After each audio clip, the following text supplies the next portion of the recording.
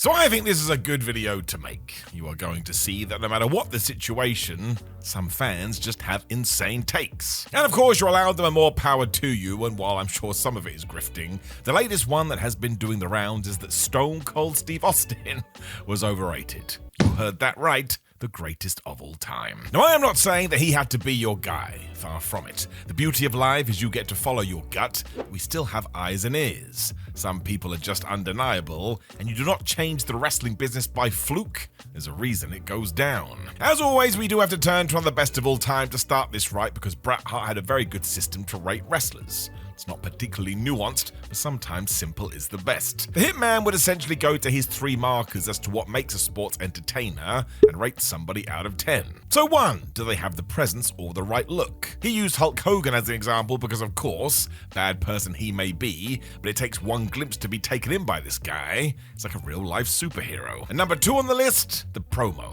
Or can somebody talk? Amazingly, the Hitman used Hogan again for this and gave him a 10. Hulkamania was relied on constantly to talk people into the buildings, and for a good chunk of time, that's what Hogan did. He wasn't scared of the microphone. Third up, we have wrestling ability. This is the most subjective of the lot, but we can stick with Bret here. No big surprise. He didn't think Hulk could really go when the bell rings, so we gave him a 2.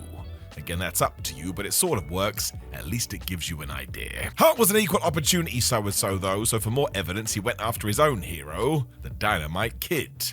He got a 10 in the ring, but a 2 on promos, and some people thought that was too harsh, but we have laid down a foundation. I suppose a more recent example of this would be Jey Uso, who just divides opinions all over the shop. His in-ring gets questioned all the time, but do not walk into my house and tell me he's not a superstar. Don't connect with the audience and get those kind of reactions by accident. Second time I've said that. It's truly next level stuff and something WWE jumped on too. You gotta give them credit there. That was not always a thing. The reason we throw him in there as well is because it does all connect. There was a big old thread with hundreds of thousands of replies of people saying, well, you know, Jey Uso is a star, but what other superstars have there been who kind of fit into the same category? And that's when we got the name Stone Cold Steve Austin. I mean, what are we doing here? Now look, I like Jey a lot. He is one of my favorites right now, and I truly enjoy his matches. His rival with Gunther has totally rocked, and I enjoy his big word, or yeet. But to act like Steve Austin is in the same conversation, well, that's a little bit mad, because no, just no. So to continue on how we have started, let's use Bret's system for fun.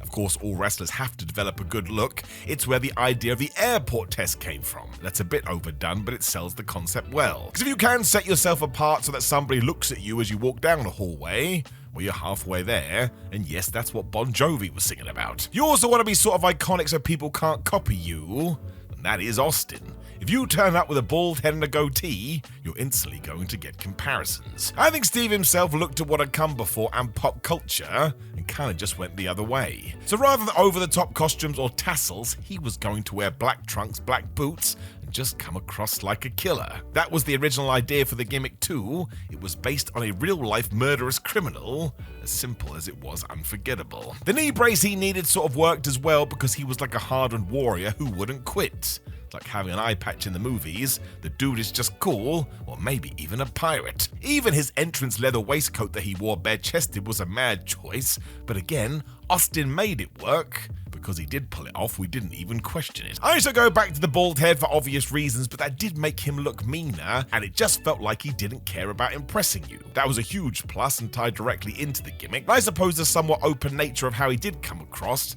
allowed millions of people to copy and paste themselves onto his frame. They could pretend to be Austin too. And you may laugh at that, but trust me, if you were the right age, you were walking down that corridor shaking your head. Steve also had that glare that made you think he was unhinged, and his facial expressions were on point. He could somehow convey all of the emotions, which made that stare even better, and if he did laugh or show some sign of affection, because it was super rare, it hit harder. We weren't used to it, and the peak, of course, was the, well, you just flubbed up eye that he would give someone. And then he went and backed it up. Austin had the physique too, and as a man who met him during his peak, he is way bigger than you'd think. It was so easy to believe he could kick somebody's ass, but he was not cartoonishly sized. Go back to what we just said, he needed some sort of an everyman quality, and he just ticked all of those boxes. I don't think the rattlesnake getting one over Vince McMahon every week works if he looks like the Ultimate Warrior, but you could still look at him and go, well, quite clearly he is jacked, but I bet he likes one of those beers he talks about all the time. And don't forget that was part of the allure too. So I think that's enough of that one as we do on to part 2. Promos. Don't even pretend. Don't start with me. He is an all-time stick man, to use the terms, and it likely came to light for most people when in 1996 he said, if you put an S in front of Hitman, you have my feelings on one Bret Hart. It was genius, and for the time, sheesh, especially in the WWF, nobody said things like that. It was so rare to hear it directed at somebody like Bret Hart too, and there was no pretense here. You believed he meant it, and he just hated this dude. If you wanted to buy into the disdain, you could, and go and watch the build to that year's Survivor Series if you need evidence. It's basically where this Stone Cold character goes into 5th gear. Austin got every step right.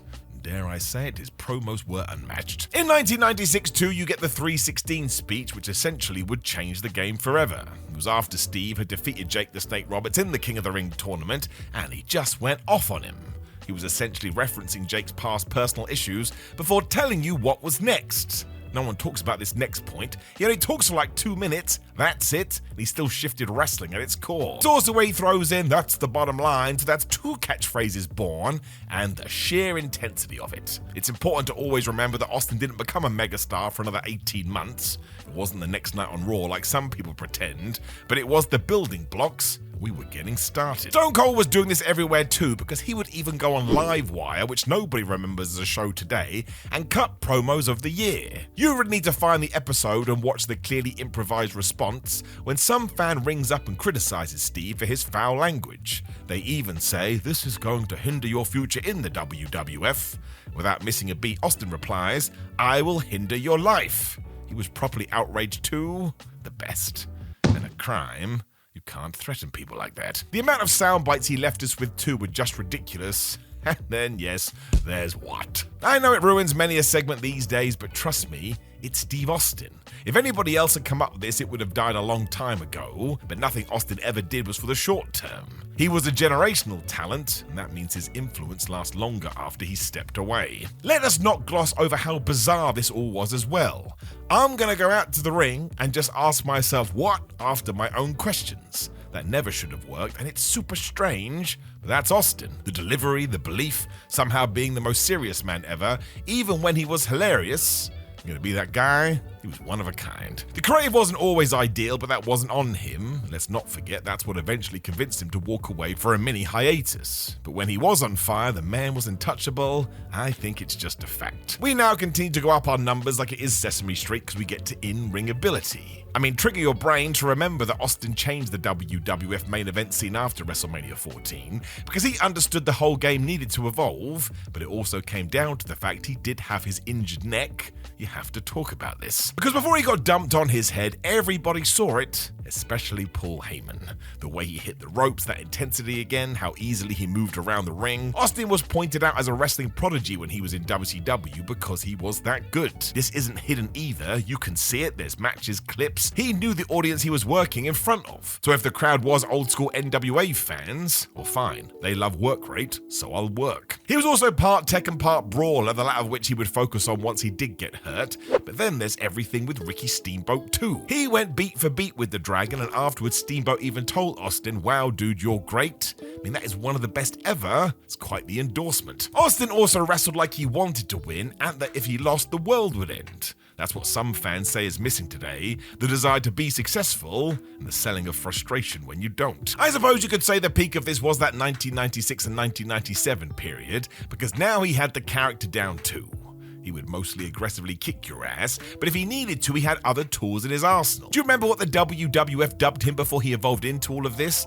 The Ringmaster. Now that gimmick sucked, but he got it because of his in-ring ability. Nobody sold stuff more than Stone Cold either, which of course was the heart and soul of WrestleMania 13. Fans connected with Austin because of how he reacted to what was happening. I mean, he was getting smashed for large parts of this, but he never gave up. He fought through the pain. The crowd could see that Steve was in agony, but he just had this way where he could keep going. So what did we all say to ourselves? Well, what a badass. He was also eternally pissed off that somebody had gotten the better of him. His physical highs were then cut short after the Owen Hart piledriver at SummerSlam, and yeah, Austin broke his neck. Now, the positive part of that, for lack of a better term, is that Steve stayed on TV and got this new character across. And when he could go again, he tapped into the zeitgeist whether he meant to or not. He just started to destroy everybody in the simplest way possible, with young teens the world over seeing it and going, man, this dude is super whooper cool. They didn't want or need drama, they wanted action. So you could call it a happy accident, but I think Austin was so savvy with wrestling, he just figured it out. Really, however, it worked for one specific reason. Steve only had one gear, which was the all-out gear. He had cardio wars with Kurt Angle and The Rock, and even when it fell down a little bit, like his SummerSlam 1998 feud with The Undertaker, it was still over. Fans still cared, and even when the Attitude Era was in full swing and he started to rely on his greatest hits, we were all fine with it. He was a barrel of fun to watch, intense to a fault, and he always got the most out of the least. And that is not to say there weren't elements of his game that weren't 100%, but that's the case for every single performer on the planet. Any weaknesses were Paul Heyman's as he focused on his strengths, and look at the total body of the work. It's actually hard to find an Austin match where the crowd isn't losing their minds, even if sometimes Stone Cold was potatoing his opponents.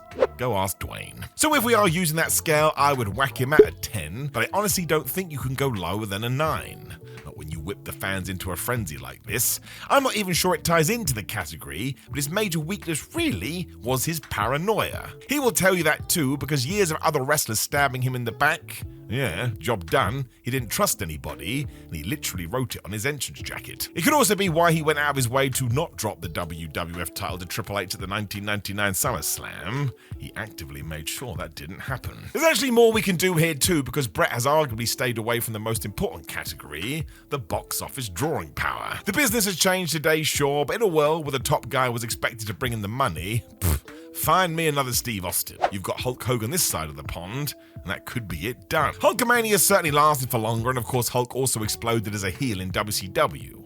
When the WWF tried that with Austin, it did not work, because people just wanted to cheer the guy. Ric Flair was a monster draw for years too, and then you've got Bruno Sammartino, king of the sold-out arena. He drew a crazy amount of consecutive full houses, but Steve was in a different position. The WWF in 1997 needed a new star to turn business around and kick WCW's ass, and Austin was almost that guy single-handedly. From 1998 for a solid few years, he drew monster numbers, and he changed the merchandise game forever. And I know some of the people mentioned weren't able to take advantage of the pay-per-views like those in the late 90s, but compare Austin's numbers with his contemporaries.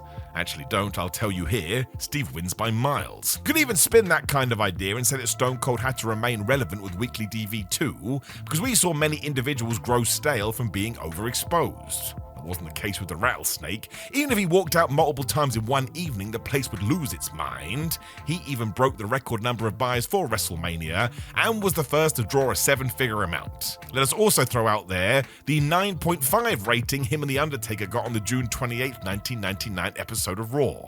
We're living in different times, but imagine someone did that today, Reddit would explode. It also means Stone Cold is responsible for the highest rated segment in the history of wrestling on cable TV. The man is the dude, or something. There was also something relatable about Austin in general that holds up right now. You could take his character and what he did, plonk it in a 2025 world, and people would love it. I mean, if we did the same with the 1980s Hogan, I don't know, man. I kind of feel like it would be of its time. Stone Cold doesn't. And sure, that likely doesn't apply to the many times his matches were there to fuel forward angles. That was just a staple of the Attitude Era, and sometimes you will scratch your head.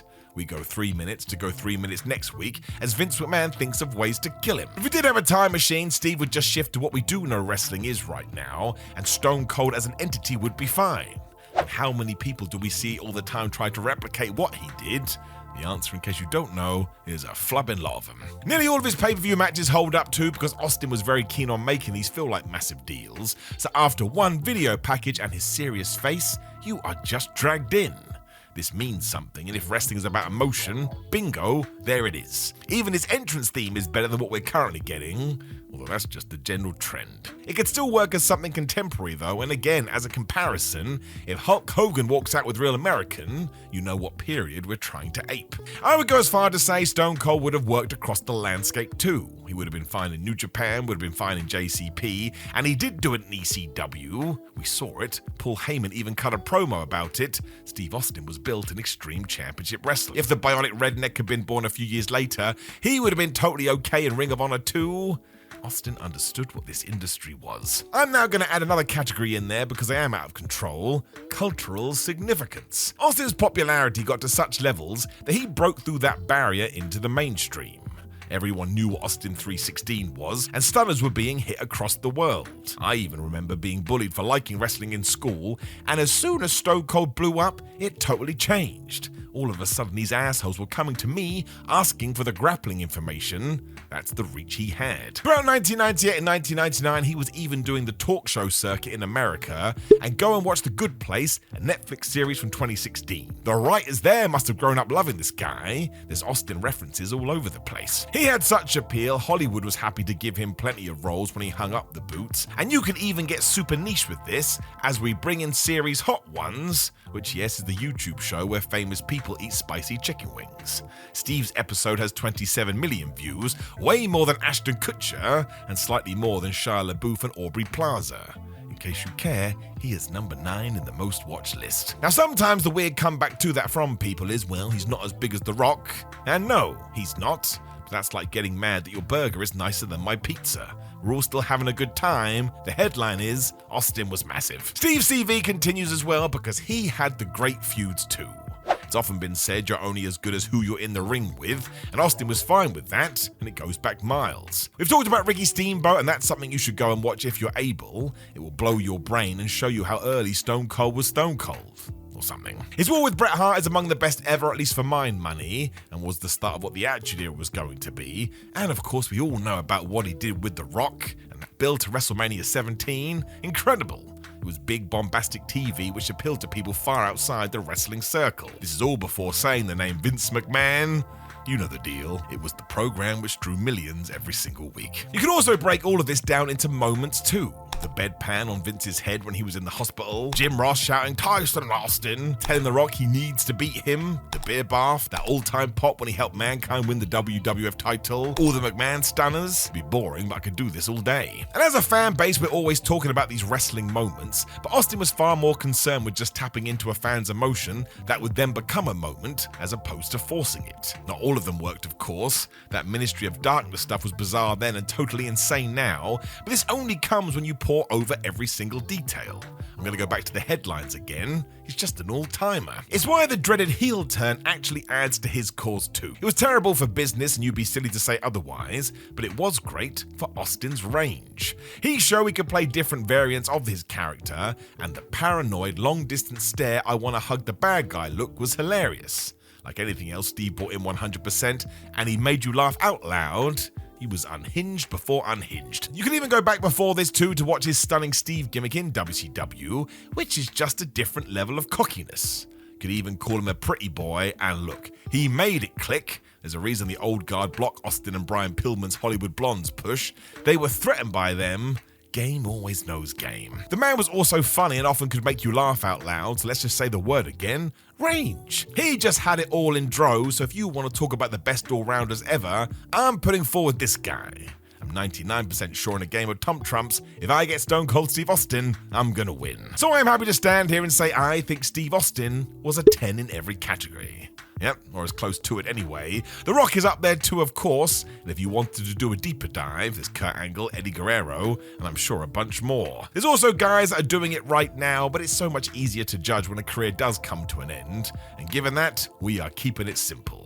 Stone Cold Steve Austin has the best case to be the USA's greatest of all time. Kurt Angle is one of the best professional wrestlers ever. I want to make that clear before we do start this video, and it's why we are sitting down today, because there is a discussion happening on the internet, and I wanted to get serious about this. And as we all know, you cannot be serious standing up. It wasn't just his in-ring work either, which was amazing in WWE, and arguably even more amazing in TNA because his run was longer there. But even outside of the squared circle, this man was like an entertainment machine. And of course, he had the legitimate background too. He must have told you this 42,769 times. He was an Olympic gold medalist, And he won that thing with a frickin' neck. Not a frickin' neck, a frickin' broken neck, you see? That's how wound up I get by this. But in case you are confused, you can type it into any social media that you do choose. Some people do not think Kurt Angle is as good as some people say he is, and other people, if you can believe it, say he's overrated. Now, surprise, surprise, what usually triggers this debate is Dave Meltzer's Wrestling Observer star rating system, which was a stupid way to say that, and I will never understand this. Listen, I probably wouldn't be sat here right today if it wasn't for Dave Meltzer and the work that he did way back when. But it's always just going to be one man's opinion, and you are not Dave Meltzer, so you are going to view vet wrestling completely differently to how he does. So you should just look at those stars and go, well, that's interesting that Davey gave it that one. And then you can sit down and do your own ratings too. And you know what? These are equal with each other. Even if somebody only ever watched one wrestling match and they wanted to give it 5 stars, that is cool as well. Because at the end of the day, it's just a bit of fun. And yes, the reason we do talk about this is because Kurt Angle never got a 5-star rating from Dave Meltzer. So we are going to have to dive into that a little bit today. And we'll start with 2025. Because up to this point, which is around about mid-August of this year, Mr. Meltzer has given 26 matches a 5-star rating or higher. Now that feels like a lot, but again, good for him. He can do whatever the flump he wants, and we're going to get into that as well. But what people do is they go back and watch a Kurt Angle match, and they say to themselves, well, I don't think that's necessarily better than Kevin Owens versus Sami Zayn from the Elimination Chamber that also got 5 stars, or even Gabe Kidd versus Yota Tsuji. And ultimately, it's your brain, so only your brain is going to be able to make a determination here. But also, as I do go off on a slight tangent, comparison is the thief of joy. You should be able to enjoy those 2 matches we talked about and sit down and watch a Kurt Angle classic and just think to yourself, isn't it wonderful that I found this mad sport and entertainment? By Jove, it makes me happy. Now, I would absolutely say, using all these metrics, Kurt Angle has to be the best wrestler never to receive a 5-star rating, but you do have to go back in time to understand the context, because genuinely, you can read these Wrestling Observer newsletters. Getting 5-star from Dave Meltzer was like pulling teeth. I suppose this happens to all of us. He was just way more strict than his younger years. Even when Kurt Angle was totally on fire in 2000, to get that score, you basically had to change wrestling forever. And also, let's face it, let's call a spade a spade. Mr. Meltzer is just more of a fan of the New Japan type style. I ain't got a problem with that. And my preferred style is goofy wrestling. Somebody once told me it's for life. What's really funny is if you do use your Wayback Machine, you will see Meltzer talking about Kurt Angle saying, my gosh, WWE has an absolute star here. Whereas when you go onto message boards, you could read a lot of posts, and again in the early days, of the IWC of the 2000s go, oh man, this Kurt Angle. Not only does he do too many moves in matches, but he doesn't understand in-ring psychology. And I went out of my way to check this out, and like 99% of the internet, I do my research. And the truth is, from my vantage point, is that Kurt Angle had it all, even right down to the wrestling gear that he wore. I mean, the red, white, and blue not only signified that he was an American hero, and he had won an Olympic gold medal, but it also came down to his style in the ring. He was going to be like a technical guy. That's why he was wearing a flippin' singlet. He also pretended that he was standing up for the American values of the day, and then he would go into the ring and cut a promo where quite clearly he didn't give a damn about any of that. So maybe I'm heading off in the wrong direction here, but the fact he looked so clean cut, and then he was a bit of an asshole, well, that just made the gimmick even better. I suppose you could compare him to a politician in the sense you should never take him at his word, but also, let's go to his theme. Now, if you don't know this, in 1997, that song was being used by The Patriot, and that didn't work at all, because it was also coupled with the rise of Stone Cold Steve Austin. People didn't want that cheesy shit. With Kurt, though, the whole thing was meant to be a little bit corny, so when he came out to this patriotic theme tune, acting like he was the greatest thing since sliced bread, well, again, there was a 1-2 punch to all of this. Firstly, you were like, oh man, this dude, he's driving me nuts. And then what did the fans do? They took the beat, they took the rhythm, and they added their own chant to it, which was "You Suck." And that just meant Kurt could lose his mind before he even got into the ring. Once again, I'm going to use that word, it was damn near perfect. Somebody actually said to me recently that you could argue Kurt Angle is one of Vince McMahon's greatest ever creations in the sense from the ground up, because Hulkamania did come from AWA. You can watch Hulk Hogan in that promotion and see the start of all of this. And when it comes to Stone Cold Steve Austin, it was Steve Austin that had to go to Mr. McMahon and say, listen, I'd really like to play this brand new character, because he had him doing the Ringmaster. But when it came to Kurt Angle, that all came from Vince's brain, to the point Kurt Angle actually went to him and said, these guys are never going to boo me. Again, I won an Olympic gold medal. The man was like, don't worry about it, I have a plan. Listen, once again, it totally worked. And don't get me wrong either, this was Undertaker levels of gimmickry and character here, because I don't think anybody could have pulled it off as well as Kurt Angle, because the man learned very quickly, I don't have to take myself too seriously as a personality, because when we get to the wrestling, the bell goes ding, well, I'm able to be an absolute killer. He also had amazing comedic timing and was always happy to make himself the butt of the joke. Go back to that Edge feud in 2002. The loser was going to have to shave their head, and Kurt did get defeated, so he started wearing a wig, and to make sure it didn't come off mid-fight, he even put one of those amateur headgears over it in order to contain the pressure. Then, of course, eventually they got knocked off, he lost his toupee, and he reacted to this like he was dead. So he really was the best of both worlds, and if you want me to be really annoying, you could call him a great wrestler and a great sports entertainer, because at one moment you think, oh my gosh, he's about to rip somebody's head off, and in another, he was making you laugh out loud in spite of yourself. I mean, the clips still do the rounds on social media all the time from his 2002 feud with Rey Mysterio, when he was all like, listen, you're a boy in a man's world, and man, do I like playing with boys. He then realized what he had said and tried to calm everybody down. Again, he was just making sure he was the punchline here, but because he sold it so well and because he did have no shame, it is just damn entertaining to watch. And why do we pick up a remote control or push play on Netflix? For that exact reason. Taz even sold this as well because he lost it on commentary and told Kurt Angle to put the microphone down. And if we hadn't played this up for jokes or we hadn't have played it seriously, it wouldn't have worked. But even before he said these words, Kurt knew what he was going to do. Once again, that's something that everybody, especially today, could learn from. Angle was also totally unaware how much of a prick he was, which kind of made him hard to hate, even though he did wind you up. It's more like somebody you work with that just gets under your skin. You don't really want them to fall out of a window or anything, but when you see them coming, you're like, oh, jeez, hit this guy again. And after 5 minutes of conversation, you just want to leave. I suppose it made you more frustrated than actually came across like some heinous individual, but that sort of worked as well, because when it was time to go babyface, which was going to happen, you didn't really have to change the character too much. And that's the secret sauce to the professional wrestling as well. Listen, as a man that loves dumb stuff, if you do all of a sudden want to come out in your dark clothing and your dark glasses with like rock and roll, grungy music playing, that's totally fine. But if you can kind of balance the books a little bit better, well, you're probably going to have a lot more longevity. And yes, the matches themselves, I cannot hear the debate otherwise. Kurt Angle was a master of his class, and he was so desperate to always be the best, it actually didn't matter who his opponent was, he was going to get the best out of him. He could also change his style on the fly, like go and watch his program with Desmond Wolfe in TNA, or today's Nigel McGuinness, who is also a super duper worker.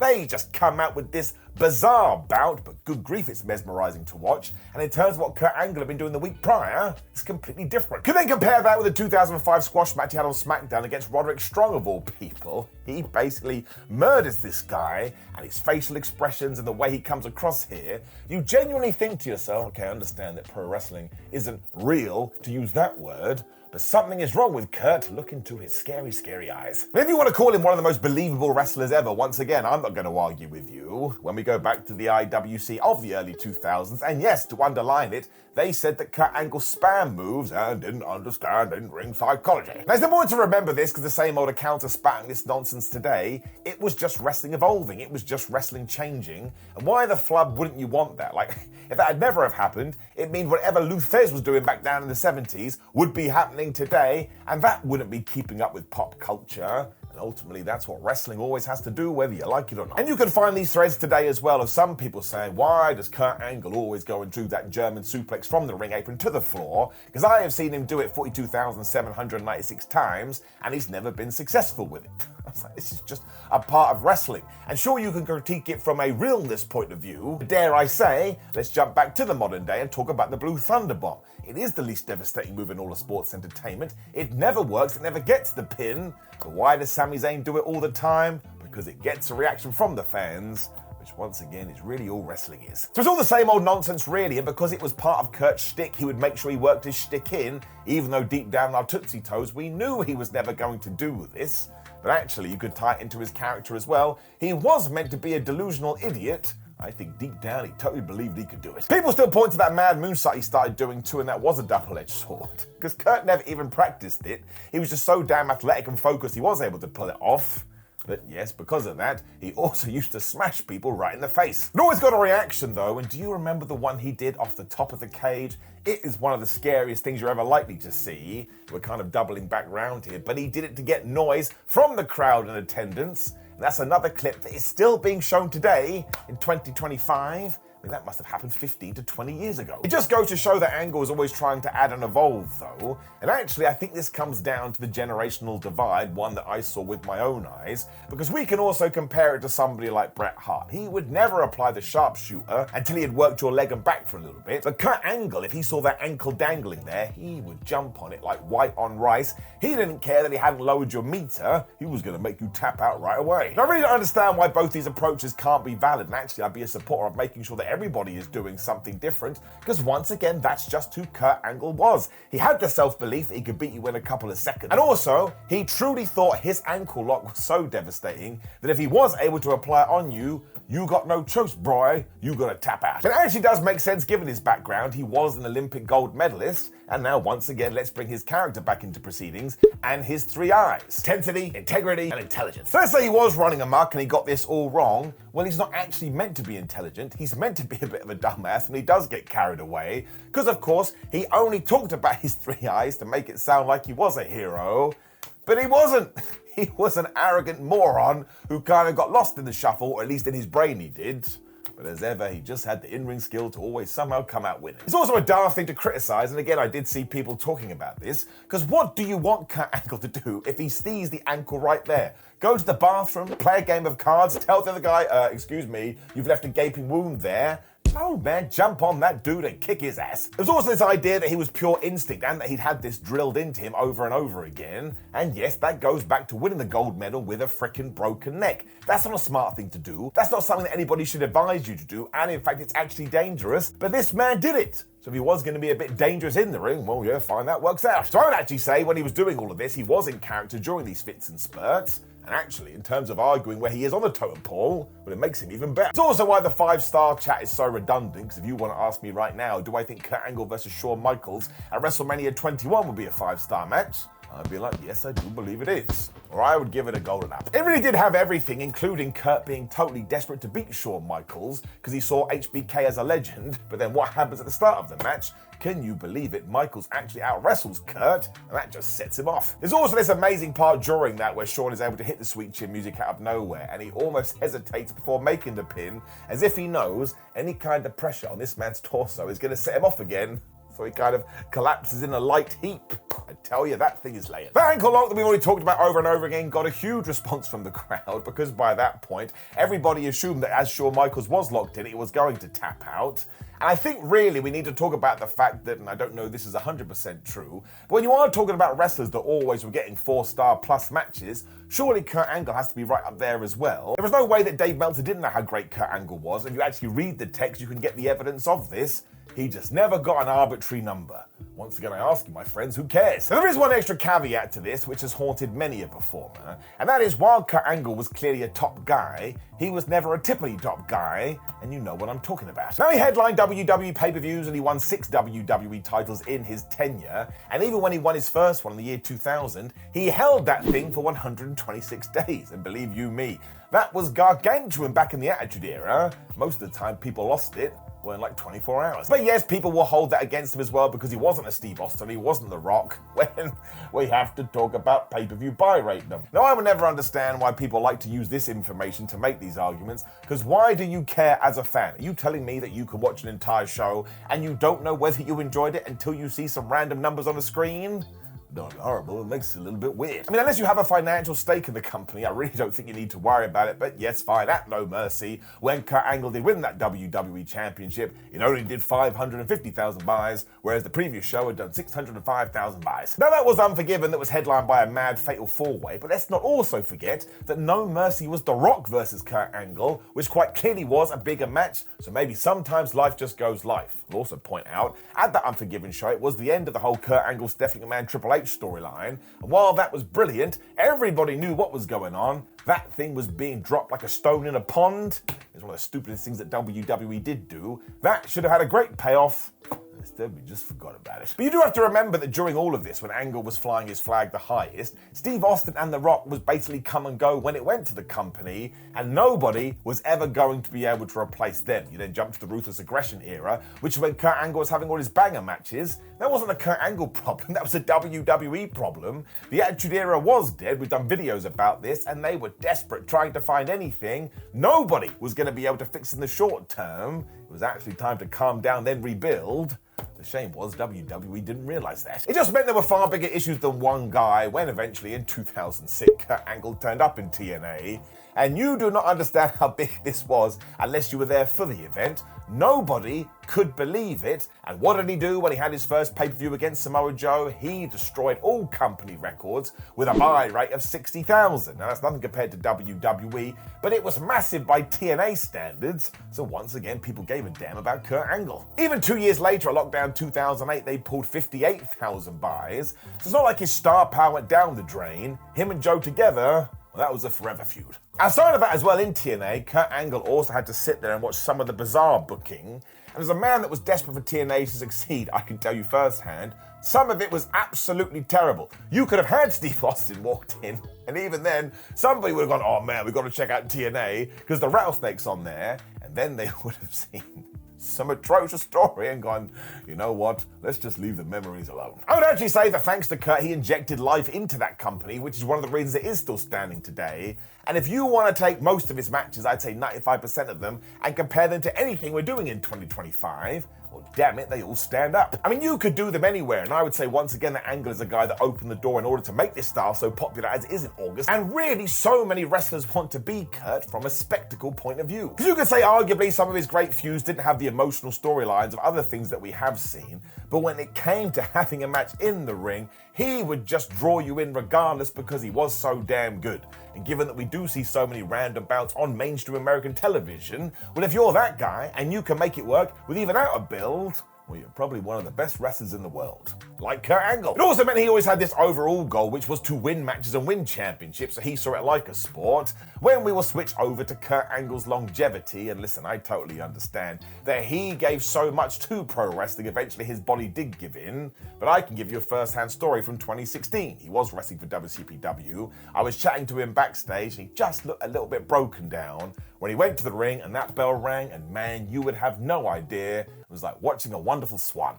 And I massively regret saying that. And yes, sure, once he did leave TNA in that year, it was a little bit of a slippery slope before he did go back to WWE. But I think we all agree now that it was WWE that made a huge faux pas there. They made Kurt Angle the GM, meaning when he did get back in the ring, he hadn't moved in ages. And as we know, if you suffer any kind of injury, or whether you become an old person, if you want your body to keep moving, you better keep your ass moving. Just when it stole away what could have been a cool final run for Kurt Angle, and yes, we all know the story about his Baron Corbin match. But as always, I am not putting that on either of those two guys. That was stupid booking from above. I'm absolutely not going to throw any bones at somebody who quite clearly gave 100% to the industry, though. You can go right back to his debut, and all he knows is just to hit that go button. I mean, obviously it did come with its detriments, but in terms of respect, man, well, I don't think I can respect anybody more. And sure, today maybe he doesn't occupy the same space as a Stone Cold Steve Austin or The Rock, but my counterpoint to that would be, who the flub does? When you do get into the nitty-gritty though, his name always comes up, even if he isn't maybe culturally relevant in 2025. But honestly, what's that got to do with wrestling? So many workers worth their salt do use him as an example though. I mean,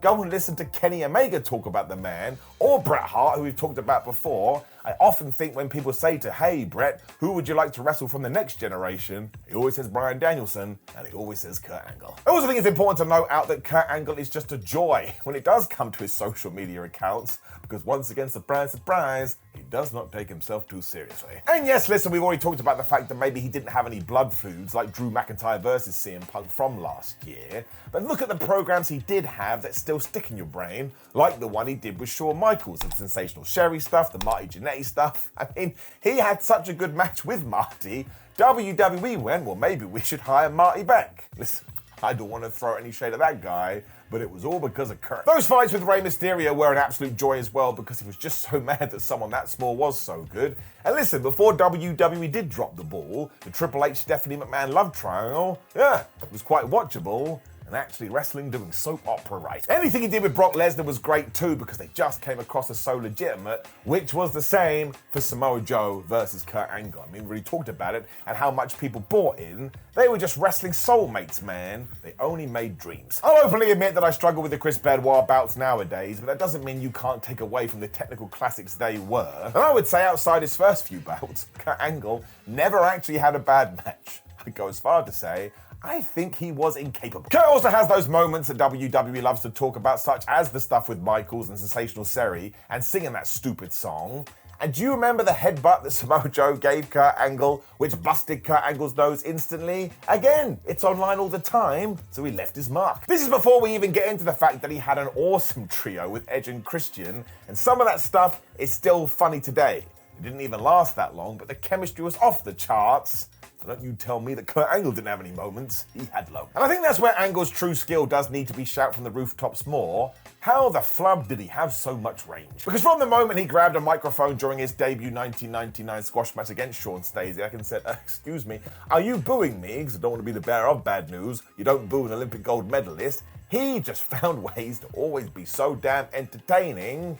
And of course, he once wore a little hat. Out of context, that sounds terrible. When Kurt did it, all time. If Michael's feud is proof of this as well, that a couple of years later he was playing the wrestling machine, and that was absolutely terrifying because he was so intense. And during all of that, he also angled slammed Mae Young, and he got away with it, mostly due to his reaction. He didn't want to laugh, but he made it funny. As far as I'm concerned, Kurt Angle is one of the best wrestlers ever, and a huge reason why we do have the star we had today, because he really could be in the ring with anyone, and you would have no idea what that person's experience was.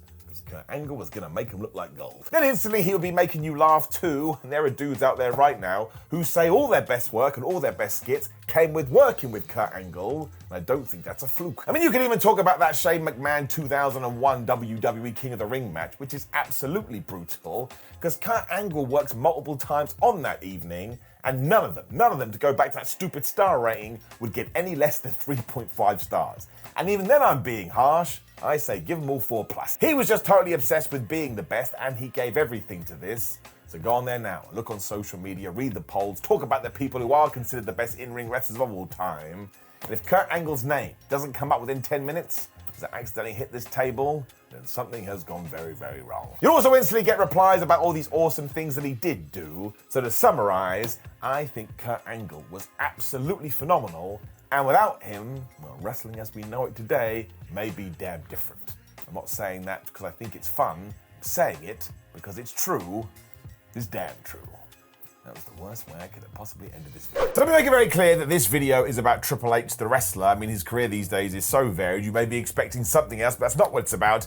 If you haven't seen this series before, we essentially sit down with a professional wrestler and we use the Bret Hart method with a few extras thrown in there to figure out were they a good sports entertainer or not. And the way Bret Hart did it is he went with look, he went with promos, and he went with in-ring wrestling ability, and he just gave human beings a mark out of 10. And also, as we know, when it comes to ridiculous numbers, it's a little bit arbitrary, because somebody's 6 is going to be different from somebody else's 6, but I do think it's interesting, especially when it comes to the game. Now listen, I'm going to tell you to go and read the Michael Sidgwick article that is on WhatCulture.com right now, because I totally understand you may want the other take, but ever since I was a small boy and started watching pro wrestling, Triple H was just one of my guys, and actually, interestingly, I wasn't massively into D-Generation X. It's after Triple H had left that group and become like He-Man walking around in person. I was like, well, that's a very interesting character. I'm massively intrigued to see what he is going to do. I've spoken about this before on videos. He is the man that inspired me to go to the gym, and going to the gym is one of my favorite things to do, and it basically changed my life, as over the top as that sounds. And these things do matter, man. I believe they're called role models. It helps us segue into our first category as well, which is look, presence, and presentation. And I don't care what you think about Triple H overall. You would really have to come up with a good argument to say that this guy didn't have the look and the physique and the presentation and all those other words of a pro wrestler. I mean, he looks like an absolute badass. And if you were just flicking through channels and you wanted to see a guy and go, wow, I bet he could kick somebody's ass, I mean, it really is Exhibit A. I mean, he was like a comic book character come to life, and he passed the silhouette test too. Honestly, if you go back to the year 2000, I genuinely believe, and I would have to sit down and think about this properly, it may be the best body in all of wrestling history. At least that's how I saw it. Again, I was getting into lifting weights and going to the gym and doing all of that stuff, and I had, as weird as it sounds, Triple H's poster on my wall. I was like, man, that's the inspiration. You can even argue this as well because you have the 2000 physique, you have the 2001 physique, and you have the 2002 physique after he did return to the WWE, and that one, he's an absolute mass monster. He is so damn large. I enjoyed talking about this because I actually think you can get knee deep in it, but I'm just going to cap it off there because he had a damn good look. It's even more important for the Attitude Era because, of course, Vince McMahon was in charge and he loved stuff like this. And given throughout that period, Triple H was going to be our main event heel, he had to have a certain je ne sais quoi to him, which I massively regret saying. And I genuinely think he was able to tick all those boxes. And of course, this all ties into the entrance itself and the entrance themes. And let's not forget that somehow by the end of his in-ring career, Triple H had 3 songs by Motorhead. Now, of course, there's the big Def Rebel conversation in the modern day. But when you can go out there and get actual licensed tunes, of course, it's just a little bit more badass. I mean, look at CM Punk with cult of personality. There's a reason he has that. Thing is, for me as well, and this is why I do gush about it, around the same time I was also getting into metal music, I just discovered Motorhead. So when I realized that Triple H was coming out to Lemmy and Friends, it totally blew my mind. I thought it was the coolest thing I'd ever seen. Some people, of course, will laugh that Triple H once wore a denim jacket over a leather jacket, or maybe it was vice versa. But I think it must have had something to it, because we still do talk about it today. And if you go to the gym, you know the deal with jumpers. Wear as many jumpers as you can, because it's going to make you look bigger, especially during those winter months when you're bulking. So I really do think you've got to give him a 9 out of 10 on this scale, or even up to a 9.5 out of 10. I mean, I'm sure you could find a way to pick some holes, but I certainly can't. You don't want all wrestlers to look the same, but when it comes to the muscular ones, or ones that walk down this path, whatever that means, Triple H has got it down. Right, promos. This one is going to split the house, but I guess that's what makes it more fun. Now let's start with the actual delivery of words, because I always thought Triple H was really good at this. Like, you rarely saw him got knocked off by a crowd. He knew how to handle himself, and that's really because he was pretty damn composed. And yes, there would absolutely be a criticism in there that maybe sometimes he went on too long, but at the same time, he was meant to be the big bad heel of the company. So if you walked in and said, Simon, do you think maybe he did this on purpose to piss off the fans? I mean, there's a debate to be had there, but I actually think I'd start to believe you. As a WWE guy as well, he totally understood the importance of a soundbite and he would drop them in all the time. Let's not forget that WWE is obsessed with making video packages to build up matches. So when all of a sudden you do have a bunch of these, a lot of Triple H matches before we got to the bell, well, it just felt like the most important thing that ever happened in our lifetime. He also went John Cena before John Cena on the microphone, because if you were having a war of words with Triple H and he didn't think you were cutting the mustard, he had no problem going off script and start ad-libbing, and then it would be like, all right, new boy, let's see if you sink or swim. That does bring up some issues, because sometimes he would aim these barbs at wrestlers that weren't able to respond in kind because of the backstage hierarchy. Now, that's nothing exclusive to wrestling, that's exclusive to life, but if, as did happen on one occasion, Triple H started saying things about Kofi Kingston, he wasn't going to be able to go, oh, you listen to me, Paul, because he would have got in trouble. At the same time, though, when he did do it with the likes of CM Punk, and CM Punk was like, man, I'll tangle with you, I don't care. Oh my gosh, it was absolutely brilliant. Go back to their feud in like 2013 or 2012, whenever it was. It's just like two people having a conversation, and my gosh, do you believe they hate each other? Probably because they actually did. And of course, Triple H had a formula that he would rely on, and sometimes he did overuse a phrase or two. And yes, if you want to get super critical, you'd never say he cut an Austin 316 promo or Dusty Rhodes Hard Times. The truth is, though, not many people ever have that one iconic promo that we all remember till the end of time. So mostly it comes down to being consistent. And once again, when I was watching as a kid, he definitely did that to me. And you can then go, well, Simon, that can't have been very good because he was meant to be a heel, but you can't trust a child. Child is stupid. He was, of course, always a much better bad guy than he was a good guy, which is going to change the way that you do take away with this. And I think out of push, I would give him an 8 out of 10. But once again, let's not take these numbers and equate it to, say, video game scores. 7 out of 10 is not average. 5 out of 10 is not average. I used to work in video games, so I used to get this all the time. And also, I stand by it. You can't just say, oh, that Batman game wouldn't be any good if Batman wasn't in it. Because Batman is in it, and a 7 out of 10 is good. Now let us move on to his in-ring work, and my gosh, Triple H could bump his ass off. I mean, if you go back to the time when he was peaking, that question was doing the rounds where somebody would ask another wrestler, if you were going to start a wrestling company tomorrow, who would your first hire be? And even people like The Undertaker, without even blinking their eyes, would go Triple H. That's how respected he was. I mean, go back and watch his feud with Austin in 2000, or actually 2001. Once again, he just goes bump crazy here, and every time Steve Austin does start his babyface comeback, Triple H is flapping around like a seal.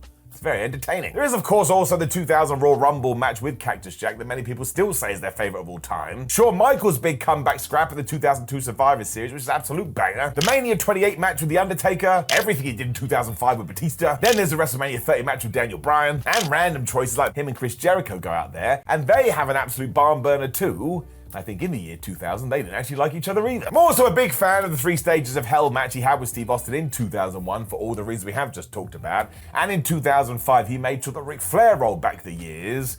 Once again, they had a very good match. You've also got that tag match where he did tear his quad in 2001, which actually, before you get to the injury, could be in the conversation for the best tag team match that ever happened on Monday Night Raw. That's how good it was. And you can even find pockets of the internet today talking about the Taka Michinoku match he had in 2000. And yeah, I went and watched it. Let's just repeat the phrase, it is pretty damn good. So when he was firing on all cylinders, he was the best heel in the business, and that run he had in the year 2000 from January to December, I saw somebody else talk about this, and we're going to talk about it later too. They basically said it is one of the best performances any wrestler in WWE history has ever had, and I'm inclined to agree with them. Everything he did just worked. Now, of course, the counterpoint to this is that there were some high-profile matches that didn't land as intended, such as the WrestleMania 25 match with Randy Orton. We've talked about this time and time again. The build was fantastic, and then they locked up at the show of shows, which made no sense because fans wanted to see them kill each other, and we also introduced a no DQ stipulation, so that took any of the expected violence away. The Booker T WrestleMania 19 match is just so poorly thought out from start to finish, and the Unforgiven 2003 match with Goldberg is also not what you would expect it to be, mostly because I don't think Triple H wants to work with Bill Goldberg, and Bill Goldberg didn't want to work with him, or if you want to sort of shrink that down a bit, they just had no chemistry at all. And yes, you know, just to put a full stop on it, the less said about that Vladimir Kozlov feud, the better. You can come back though, because of course you have the 2016 Roadblock match with Dean Ambrose, which is of such a level, some people actually said, screw Roman Reigns, let's make Dean Ambrose the flipping champion. And these guys may have been right. We then got to that WrestleMania match with Roman Reigns, and I don't really think that one worked either. I mean, there is way more to that one than just what Triple H did. But yeah, ultimately, do many people go back and watch that today? I'd probably answer no. Now, longevity actually plays a negative effect here because the longer you do go as the wrestler, the more bad matches you are going to have, or at least ones of lesser quality. We talked about that in the John Cena one we did of these two. Except for maybe AJ Styles. He just retired as I have sat down to record this video. I don't think I ever seen him have a bad match. Ultimately though, I don't think you can sit down and watch Triple H as his peak as a heel and go, oh, that's not a very good wrestler, because actually he knew exactly what he was doing, he knew how to do it, and good grief could he feed a comeback. Once again, you do have to factor in that we're talking about good guy wrestlers and bad guy wrestlers here, which is one of the reasons that damn Mick Foley feud was so good. People rallied behind Mick because, man, you can't retire that dude, we love him too much. Triple H was like, I'm gonna do it. So when you do go through the last 20 years, or whatever the flub it was, there's 10 out of 10 levels in there, but there's also 5 out of 10 levels too. I think you could probably bump that up to an 8.5 as well, but look at it this way, right? If you were about to take your first bump and somebody walked in and said, you're going to have a career and a match level of quality like Triple H, of course you'd agree to that. I mean, you would be absolutely fantastic. Okay, so we just mentioned longevity, and this ties into the fact, how does wrestling see Triple H's matches now? And actually, from a WWE point of view, I think this is super duper high, because as we already talked about, WWE loves the whole bump and feed comeback system, and Triple H was flipping good at it. And when it was time to shine up a babyface, Triple H could do it with the best of them, so if somehow he was going to be able to walk out on television today, which of course he couldn't, he would fall back into that like a glove. Some of the more nasty matches are still on people's top 10 lists ever, such as that Royal Rumble 2000 clash with Mick Foley. Once again, that went down 26 years ago and people still rave about it. It's not something you can ignore. They did something amazing. I do think some of the segments have aged absolutely terribly, especially when you are talking about Degeneration X, when basically he made a lot of dick jokes. And of course, nobody would do them now, which is the evidence that you do need. And even Mark Henry has come out and spoken about these and gone, yeah, that was a huge mistake. And he's totally 100% correct. When going through the years as well, we do have to get into the Katie Vick stuff, and nobody could have made this work. I sometimes think it's unfair to put it on Kane and Triple H because they were just doing what they were told.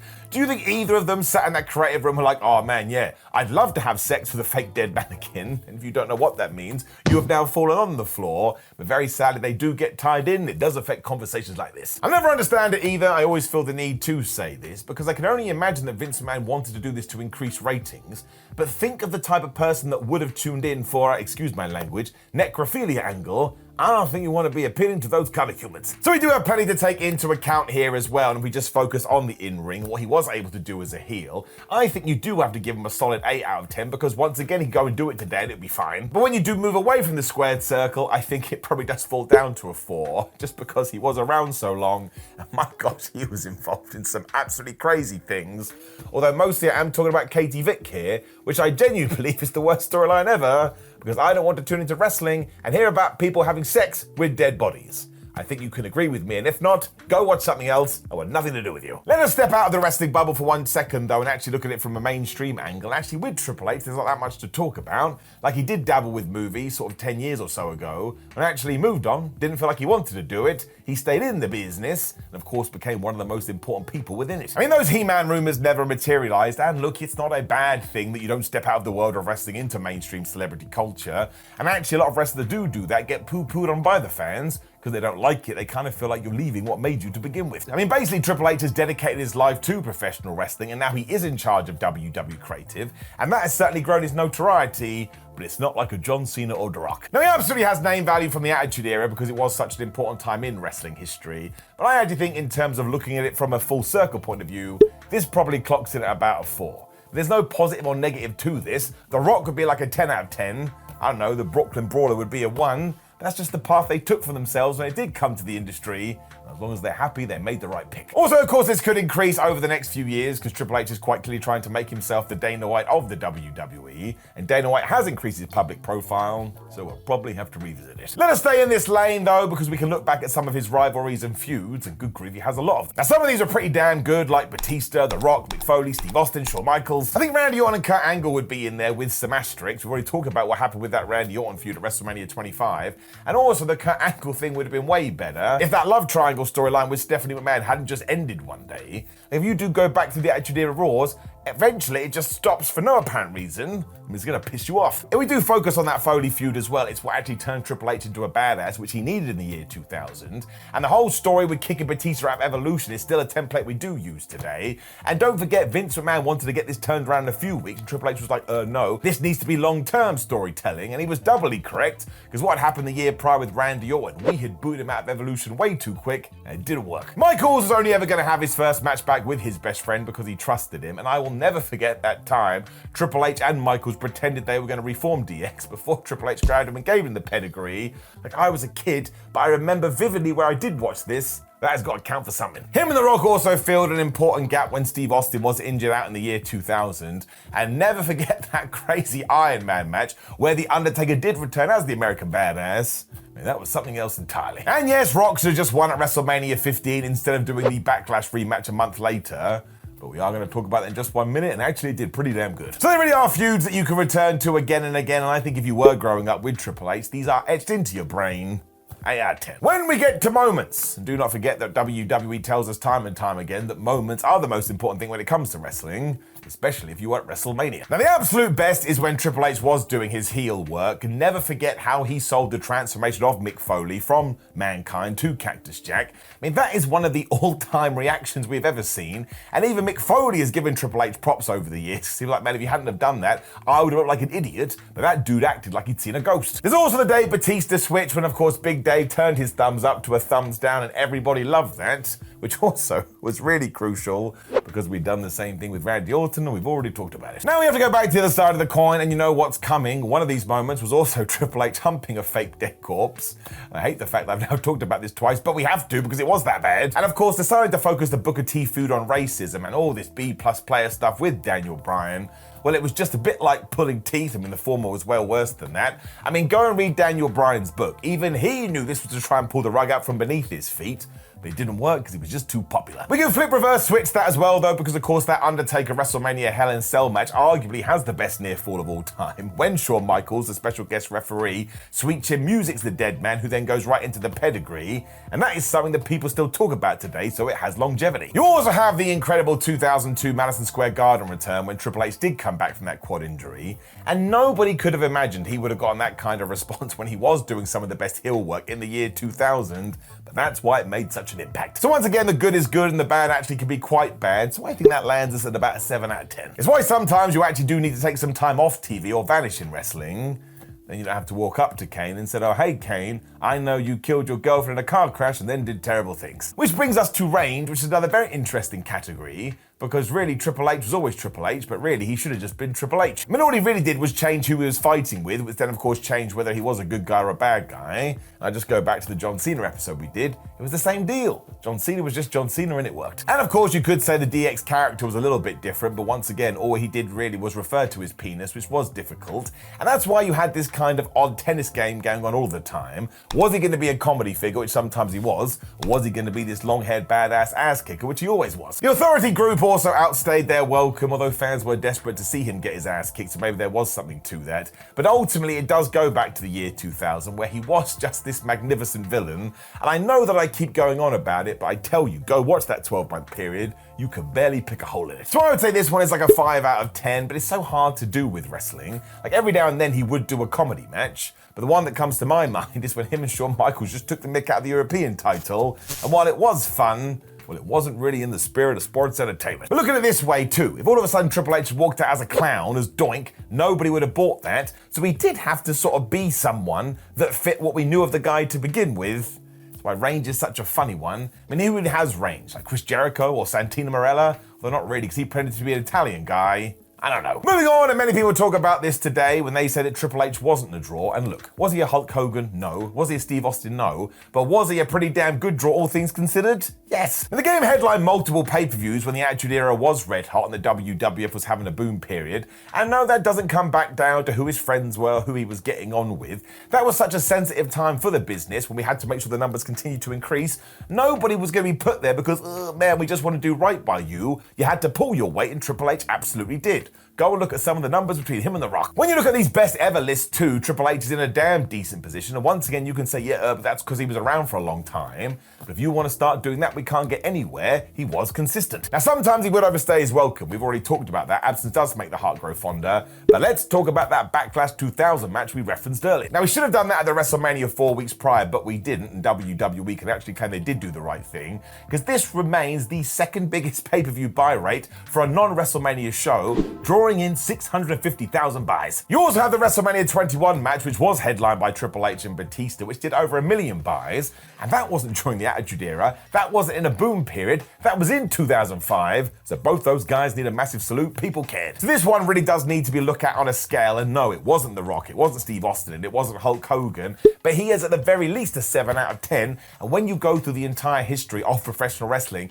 being a 7 out of 10 draw is incredible. It means you put a lot of butts in seats. This is where I remind you that, of course, these numbers don't matter at all, because they are just completely made up. Because once again, it's how you feel about certain professional wrestlers. And when I was a kid and I was watching Triple H, as I've already told you, he was one of my favorites for better or for worse. So rating somebody even objectively doesn't actually change how you feel about them. And sure, yes, the game was around for so long. You do get some amazing highs like the year 2000, and you do get some amazing lows like 2 years later. I'm not going to tell you what I'm referencing because you already know. I do want to double down on that turn of the millennium run though, because it really is one of the best the WWE wrestler has ever done. Like, I can only imagine he had been told, your edict here, one John Paul Levesque, or just Paul Levesque, is to go out there and just be the best heel possible. And he really was. This wasn't just confined to WWE. Even a lot of non-WWE fans are like, you know what, he's probably doing the best work of anyone. So I think if you put all these hats on your head, you can score Triple H an 8 out of 10.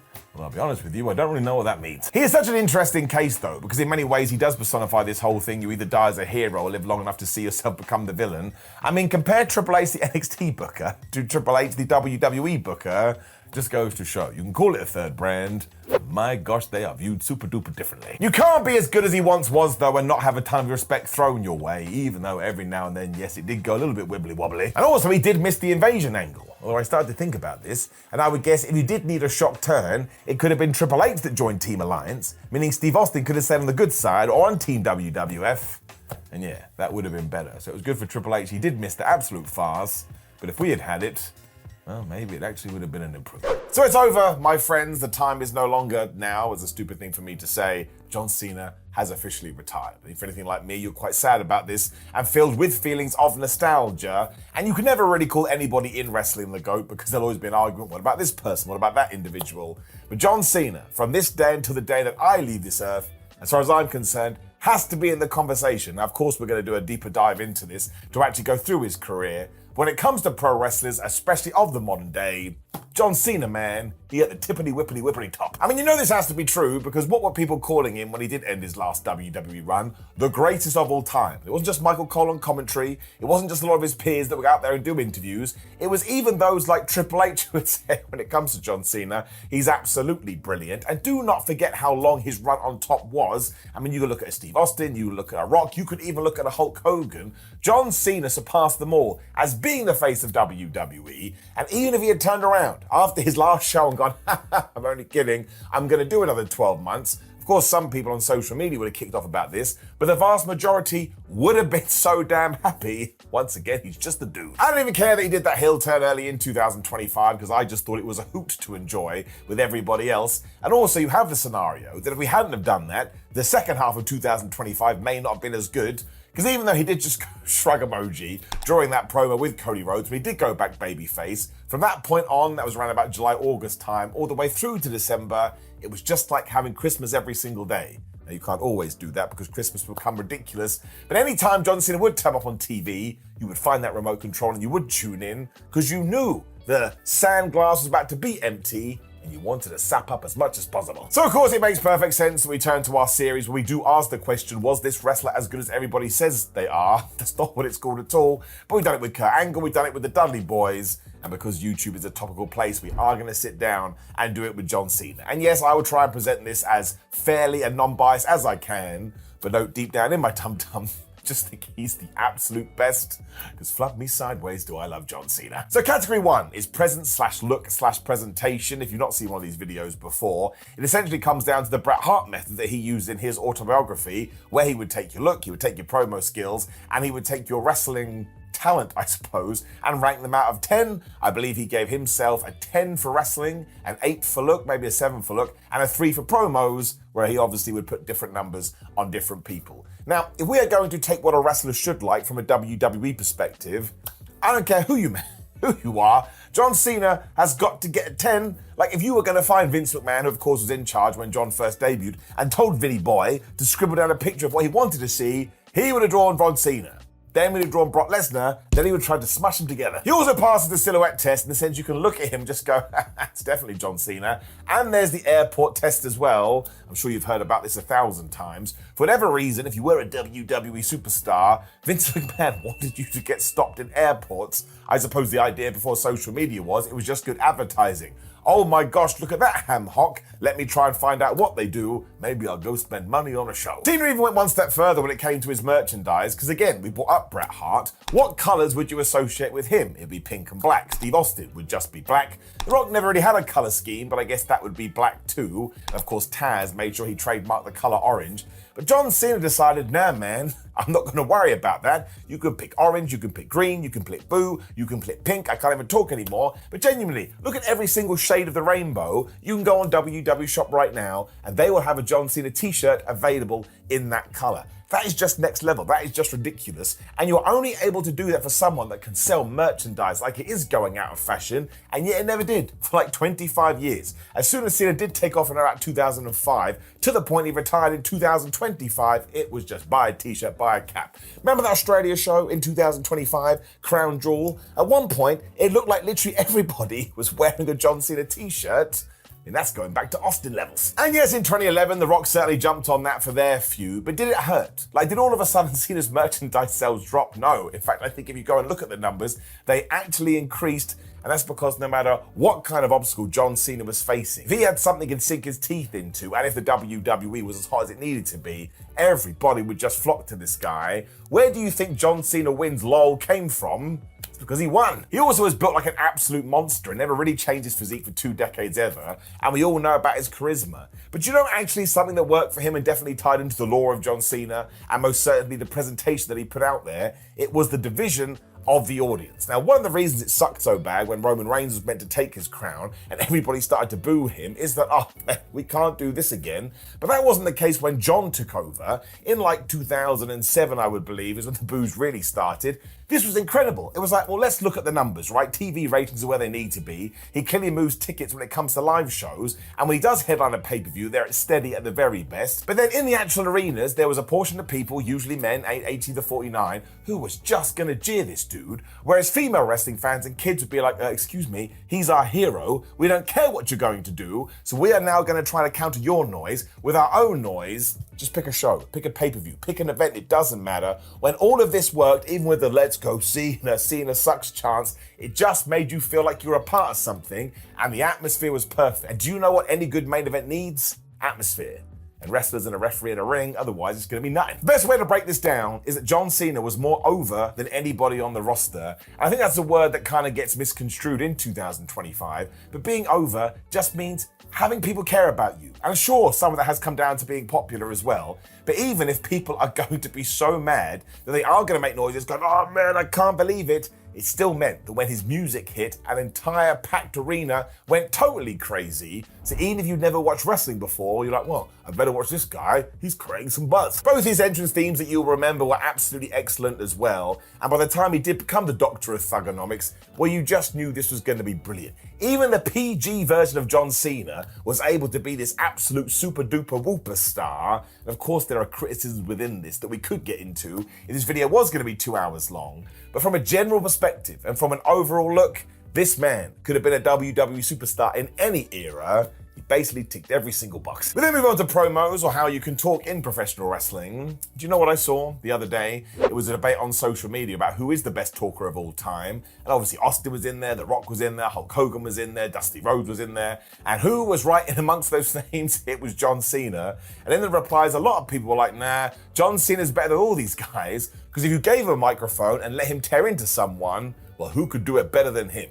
It is kind of true. You know the deal if you're an old school fan. If John Cena ever said fine speech after someone had cut a promo on him, well, you may as well start making arrangements for their funeral because they were about to die. Now, of course, he had a lot going for him because being the top star, he was allowed to ad-lib and he was allowed to improvise, but that's also a skill and a talent in and of itself. Like, I'm sure there's been plenty of people that have become the WWE champion and be considered one of the typically top stars, but if you do not have that in your wheelhouse, then you're not going to be able to do it, and there's nothing wrong with that. It means you stick to a promo or you come up with something beforehand, but John Cena could go out there, he could interact with the crowd, and he could interact with his opponent in real time, and that's what made him so mesmerizing, for lack of a better term, and that's what made him so fun to watch. You actually never knew what he was going to do. I mean, sometimes he would go right poopy on the side of a limo. That sucked. We're not talking about that right now. I will actually use it as a jumping off point though, because again, John Cena could be an absolute murderer on the microphone, but then at times he was told, please go and try and appeal to the kids, John.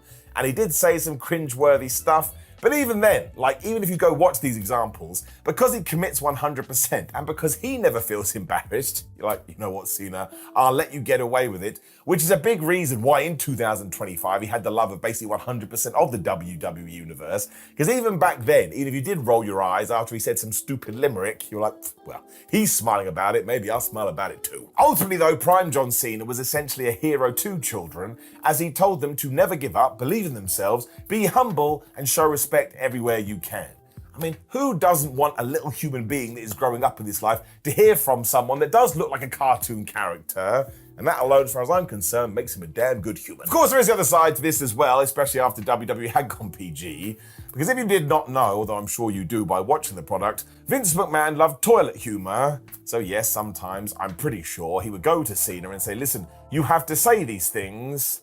And well, they were just a little bit embarrassing. I mean, when John Cena was feuding with John Laurinaitis, which is a sentence I shouldn't be able to say, he had to compare this program to Star Wars, and he started doing Yoda impressions with the strangest facial expressions you've ever seen. Now, this happened probably, 10, 15 years ago, and I still don't think I'm over it. There's also that time that he shouted, bologna, fudge, and mustard, I better go and cancel my subscription to Warcraft. That is an area sometimes WWE falls into. They go to insult nerds without realizing the majority of their fan base are nerds. And also, as a nerd myself, nerd culture is cool, man. Let people play WoW. I suppose these all fell down is because John Cena wasn't talking to children in these moments. He actually became a child. But then there is the flip side to this, especially when he was feuding with The Rock. All of a sudden, not only could he be incredibly cutting, but he would go off cuff, quite literally, when he mentioned the words on The Rock's wrist, which nobody would have been able to get away with. And he actually made some adult jokes from time to time. I mean, a lot of them he's aged poorly. Like, if you go back to the Doctor of Thugonomics, no way would he be able to get away with some of the promos he cut back then. And actually, it was a mistake back in, 2005 as well.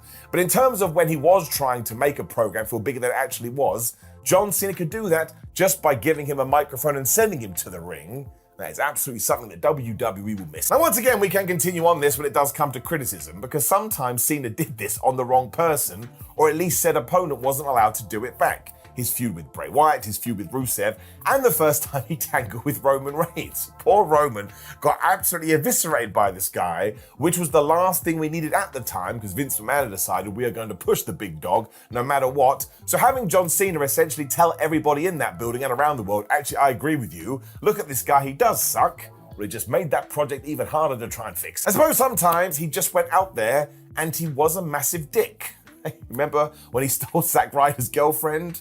I'm still questioning that one, but I do think a lot of it can go down, or we could put asterisks in there. That if you are going to be doing this at the highest level for 20 plus years, some of the stuff you do is just gonna stuck. Nobody can have a 100% record. It just wouldn't be realistic, especially when you do have to answer to a higher power. Like if Vince McMahon wants you to do it, what's he gonna do? No, especially not John Cena. He was the ultimate yes man. He just walked to the ring and did what he could. I mean, going back to the Roman feud as well, everybody forgets that he won that pay-per-view match because all people did in the aftermath was talk about the promo, which just goes to show. Of course, the in-ring matches are always gonna be important, but if you can't talk, man, especially in WWE, you're gonna find yourself in trouble. There, of course, was a lot of meta business over the year as well, like when he teased a heel turn by quite literally wiggling his foot around. But let's not pretend that you and I didn't enjoy that, and it didn't make you go tee-hee-hee. I feel like I'm a part of some special club. Like wrestling's always been at the best when it kind of does blur that fourth wall between storylines and reality. And once again, because John Cena was the biggest star they'd had for ages,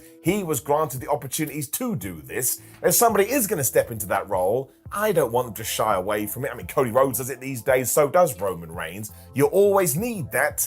Otherwise, you're going to lose something that is very unique to pro wrestling. Cena also proves that if you did need him to cut just a stereotypical TV promo, he could do that as well. I kind of feel like I glazed over everything with The Rock in 2012 and 2013 a little bit too fast. I mean, you can go on YouTube right now and watch these. It is just like a war. It's a battle of attrition as two dudes who know they can't get in trouble rip the other person to shreds. And while it certainly does sound like it caused a little bit of personal frustration, in terms of a fan watching it, well, it's as real as you're ever gonna get. I will throw in there that yes, sometimes John Cena would be defeated, and he'd just come out and Raw and go, nah, who cares? And you can't really do that in wrestling, otherwise wins and losses means absolutely nothing. But I think overall, if you were about to enter the wrestling world and somebody bestowed upon you the promo gifts of John Cena, even if you absolutely suck in the ring, I think you'd probably think you're going to go quite far and at least hold one World Heavyweight Championship. Now, I forgot to give a rating for his look, which I'm going to give a 10 out of 10. And for promos, I'm going to give 9.5 out of 10. But always forget, there is a 0.5 margin of error. And this is where we move on to in-ring ability. And of course, we are going to disagree on this, but I think that's great. That's what makes the world go round. It's all about opinions. But obviously, there was a big contingent of the WWE fan base who didn't think John Cena was a very good wrestler, because what would they chant to him over and over again? You can't wrestle. And John Cena would lean into this as well. We just talked about promos. He would mention it all the time. What is a good in-ring wrestler? Like, I would always throw you a Kurt Angle, I would throw you a Bryan Danielson, I would throw you a Bret Hart, I would throw you a Kenny Omega. These are people that as soon as the bell ring, it's just gonna light your eyes up with glee, because how the hell are they doing the things they are doing? And when it comes to taking the art of professional wrestling and making it realistic, they are the absolute boys. I regret saying that, please do forgive me. And sure, when John Cena put on an STF, it looked like he'd missed their jaw for some reason. And even Steve Austin said to John Cena at one point, why don't you just apply it properly? But he never did. I don't have an answer for it, but he still went and got that thing over, didn't he? And this is why it becomes such a difficult thing to actually talk about when it comes to professional wrestling. Because while from a technical standpoint, John Cena was very, very interesting, he found a way to make it work for him. His in-ring work ties into his promos tied into his charisma tied into his personality. And he just created this awesome circle that meant more times than not, although he was overexposed for a few years, he could go into a feud, especially one at WrestleMania, and people would be desperate to see the outcome. Lots of people wanted to see him lose, lots of people wanted to see him win, but he had that emotion. And he had you on a fish hook or tenterhooks, whatever word you want to use, and that's why you tune in. If all of a sudden John Cena had been like, I don't know, Dean Malenko, Would that have worked for John Cena? And I would argue that it wouldn't. Now, of course, this is all fun and games that we do this series, but it goes to show wrestling, like all walks of life, is a little bit more nuanced, and for John Cena to become John Cena, he had to be this way in the wrestling ring. I recently watched that match he had at Night of Champions with Seth Rollins around about 10 years ago, before Seth Rollins took on Sting, and John Cena moves around the squared circle in the strangest way, and some of his punches look like absolute cannonballs, but did I enjoy myself? You bet your ass. And did I look at Cena and think to myself, you are one of the most unique people I've ever seen? I did, because he was doing things that nobody else was going to do, and I really do think that's because he broke it all down in his head and said, well, this is what my character of John Cena would do if he was there, so that's what I'm going to do too, and I believed every single second of it. Not the STF, that's fair to say, but I still liked it. He went and made it a gimmick of his own. Cena's selling is also completely over the top, and his facial expressions are ridiculous. But once again, I find this entertaining. So let's say all of a sudden he was in an armbar and he's selling it like somebody would do in UFC. I don't think I would have got any joy out of that. So when it comes to these arbitrary numbers that we are going to throw at the end of these sentences and paragraphs, well, actually for me, it increases because he was totally daft. There's nothing wrong with being daft. Once again, kids totally believed in it. 9 times out of 10, wrestling is for kids. Bless his heart though, because he would always go out there to try and improve himself, as he did during that US title open challenge, when he had the springboard stunner, and he would do code reds. I'm just gonna repeat myself. Were these executed with the gracefulness of a swan? No, they weren't. It's more like a tank trying to smash into another tank. Have you seen John Cena? He's a pretty large, jacked up big man. How he even did it to begin with, I don't know. He also has some truly all-timer matches, such as the WrestleMania in 2007 when he took on Shawn Michaels. All the bouts he had with CM Punk are just must-see TV, even if you are a brand new fan. And how can we move on from this video without bringing AJ Styles into it? They were still doing this in 2025 with their love letter to professional wrestling, but if you go back to 2016, they even have a match where they never leave the ring. And do you want to know why they don't leave the ring? Because both AJ Styles and John Cena realize, wait a minute, everybody always powders to the outside these days. Maybe we're going to do the opposite. So, you can apply an armbar and you can smack on a headlock, but that is ring psychology, which is just as important as the moves you actually do. Haven't even mentioned Edge, which is totally awful of me, because yes, those two actually helped each other to climb the ladder, and maybe Edge wouldn't have become the superstar he was without that feud with John Cena. And I'd also bring Randy Orton here as well. Like, actually, their feud went way too long back in the day, but they still had some barn burners in there. If nothing else, WWE did a very good job of going, oh my gosh, it's two generational talents coming together. I'm going to cut myself off there, because also everything with Daniel Bryan in 2013, I loved it. I'm also going to throw in Kevin Owens, but I'll cut myself off there before I go too long. And yes, I know, the stuff with the Nexus, what the flub was going on there. The Miz at WrestleMania 27 was a little bit strange. And I've already mentioned Johnny Laurinaitis. Why the flub did that happen to begin with? But there's always a counterpoint to this, which is what I'm always going to come back to. He also had those awesome matches with Umaga, and believe you me, at that time, nobody saw that coming for the bulldozer. So I actually think that John Cena is a great professional wrestler and should be an inspiration for so many people coming up right now, that even if you don't follow the traditional template of what makes somebody smooth in the ring, you can still make this work from you, as long as you go and figure it out in your own head. Don't forget, John Cena was doing top rope leg drops for ages as well, and I would say, 75% of them hit, but it didn't matter because it made you feel something. I'm giving him a 9 out of 10. I don't care. I think John Cena is such a good example of what you can achieve, and that even if you see someone doing, Hurricane Ranas or the best technical wrestling that you've ever seen in your life, you can find your own way in this stupid thing we call a business industry wrestling thingamajig. 9 out of 10, come argue with me. Next, we move on to the test of time, or can you go back and watch a random wrestling match from the past of John Cena's and make it work in 2025? And this directly goes back to what we were just talking about. The moves don't actually matter. You want wrestlers to do good moves, especially if you're trying to make a name for yourself. But I would say the number one thing that John Cena had going for him was the ability to make you care and to create emotion. And when you can do that, as long as you go watch the promos, you buy into the story, doesn't matter if it's 2008 or 2048, you're still going to be drawn in. Genuinely, let's play a quick trivia game here. I will be your host. Think of a John Cena match that didn't have any noise, that didn't have any buzz, that didn't have any excitement, that was played out to absolute silence from an arena. I don't think they exist. And you'll go, there was one in 2002. I'm talking after he blew up. We go to question 2 as well. Think of a time, especially after he adopted the do-do-do-do entrance music, where that hit and he didn't get a reaction. we can sit here all day. There is not an answer to this. Well, there is an answer. The answer is it didn't happen because everybody flipping loved or hated John Cena. So if you were going to use 3 words to describe most of his matches, it would be loud, vivid, and dramatic. And I will take that over somebody who is able to do the coolest looking leg lock you've ever seen. I don't want to get rid of that either. Both these things are important. But I often find when you start talking about John Cena in these terms, people are so disparaging of him. I don't want all my wrestlers to be the same. The sports entertainment would be pretty flipping boring. His best stuff is absolutely timeless as well, even the wars he had with JBL when both those guys were covered in blood. And because he has been around so long, you can't even find matches. Of course, it was his debut with the likes of Kurt Angle. Anytime he decided to get extreme as well would absolutely hold up in the modern day. Like the comeback match for Brock Lesnar when he did take on John Cena, those two guys absolutely destroy each other. You could put it on Raw, SmackDown, Dynamite tomorrow, and nobody would even blink an eye. Well, you would blink an eye because you're so scared, but you take my point. It's actually kind of amazing too because, of course, very early on into his big run, John was told you're not allowed to cut yourself anymore and bleed because we have gone PG. But it did mean on the times that he did do it, it meant more, but it also meant he had to think outside the box always. And I actually think that helped John Cena overall. Now, that's not to say that every single thing that he did do would be good in 2025.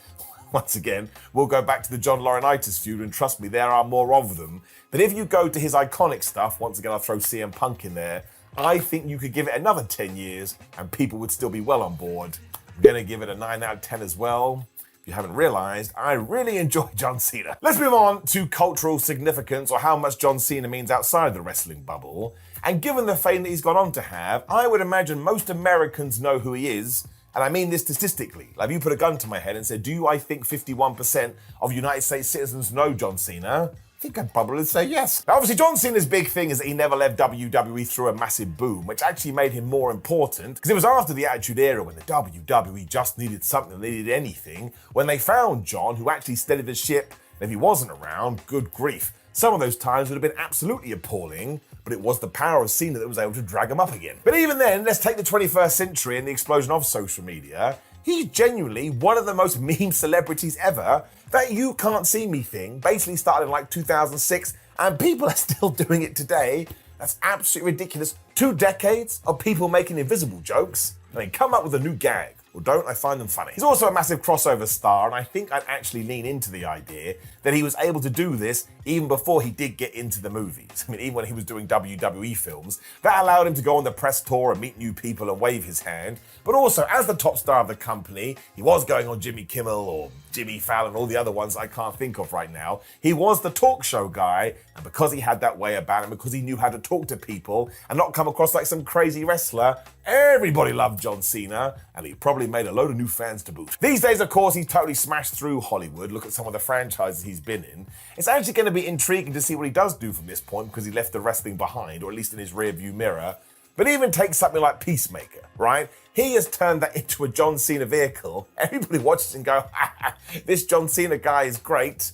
So I actually think we're only at the tip of the iceberg. Another 5 to 10 years, he's probably going to be twice as famous as he is already. Given that he's always going to be associated with WWE as well, though, means he is going to be an incredible ambassador. As dumb as this sounds, I do admit it, I think he's still going to be bringing people in and getting people to become fans years after he's done a body slam. There's few other people that can say they're able to do that. And yes, if you really want to get into it, is he as big as The Rock? No, he's not. But I do think he's on that path. So when it comes to numbers, if I was going to consider The Rock a 9.5, I'll put John at 8.8. Sounds absolutely ridiculous, but John Cena is a megastar. And I know this because my mum knows who John Cena is. I don't think she even knows that he used to wrestle. Now, the best thing about John Cena when we move on to rivalries is that he has so many of them. And sure, okay, a lot of them are going to be because of his longevity. But we mentioned CM Punk, we mentioned Randy Orton, we mentioned Edge. You could throw Batista in there. There was JBL way back in the day. John Laurinaitis, which I'm never going to let go. The Miz, Seth Rollins, The Rock, and Shawn Michaels. That's 10. And I haven't even mentioned Triple H. Edge is one that I always like to shout about the most because, again, I really do think they were there for each other at the right time, because it allowed Edge to become a proper world champion and main eventer. And even if you weren't sure on John by that point, it was just the last sauce out of the can. which is a dumb thing to say because sauce doesn't come in cans. The AJ Styles stuff, which I actually missed out just then, of course, went all the way through to 2025. It's one of the reasons WWE felt compelled to do that match at Crown Jewel, I should say, because people were desperate to see it. And even if you take what he did with The Rock 15 years ago, which arguably was his biggest program, it was too long and it was too drawn out because Vince McMahon decided to build it over a year. But on both those WrestleManias, when you did get close, it just felt so damn special. Even more so because they yelled at each other with microphones. And look, you are allowed to be mad about this. Remember the first one? They called it Once in a Lifetime, and it happened twice. That is a straight up lie. I do think it was incredible though, just because it was crazy to see both those guys in the ring together. And yes, CM Punk till the end of days. Somebody said to me you could only pick one John Cena feud to watch till the end of time. It would always be CM Punk. They are wrestling lovers. That's another thing I regret saying. Now, there's going to be plenty I haven't gotten into here as well, but one that I would throw out there as a counterpoint is something that we've already touched upon. His feud with Randy Orton never really got to me like it did to some people, but at the same time, when they did wrestle at Backlash in 2025, I was still super duper whooper excited about it, so even if it was my nostalgia gland, there were definitely ties to that period. I just kind of think the WWE went way too overboard with it, as opposed to allowing the fans to go, oh my gosh, I can't believe we're seeing it. I mean, it's the Roman Reigns problem, right? If you try and stick something down a wrestling fan's throat, ultimately they're just going to reject it. And again, some of the matches are pretty good, but it goes too long. I don't think WWE ever really established what they were trying to get out of it. I mean, the fact that Cena and Orton never went at it at WrestleMania kind of tells me that WWE felt the same way. But John Cena has had some storied and all-time rivalries over a 20-plus year career. I'm going to give it an 8 out of 10. I think that's a great score because there were some absolute, well, bad ones in there as well, but he can still hit the 8% mark. I think that just ties into how massive he was. Just to try and back all that up, let's talk moments. Of course, the first I'm going to go to is Money in the Bank 2011, when CM Punk had just beaten John Cena, and CM Punk kissed Vince McMahon goodbye. None of that works without Mr. John. And yes, there is another side to this as well, because we have John Cena versus the Nexus. And when the Nexus first debuted and they absolutely dilapidated John, it was good TV.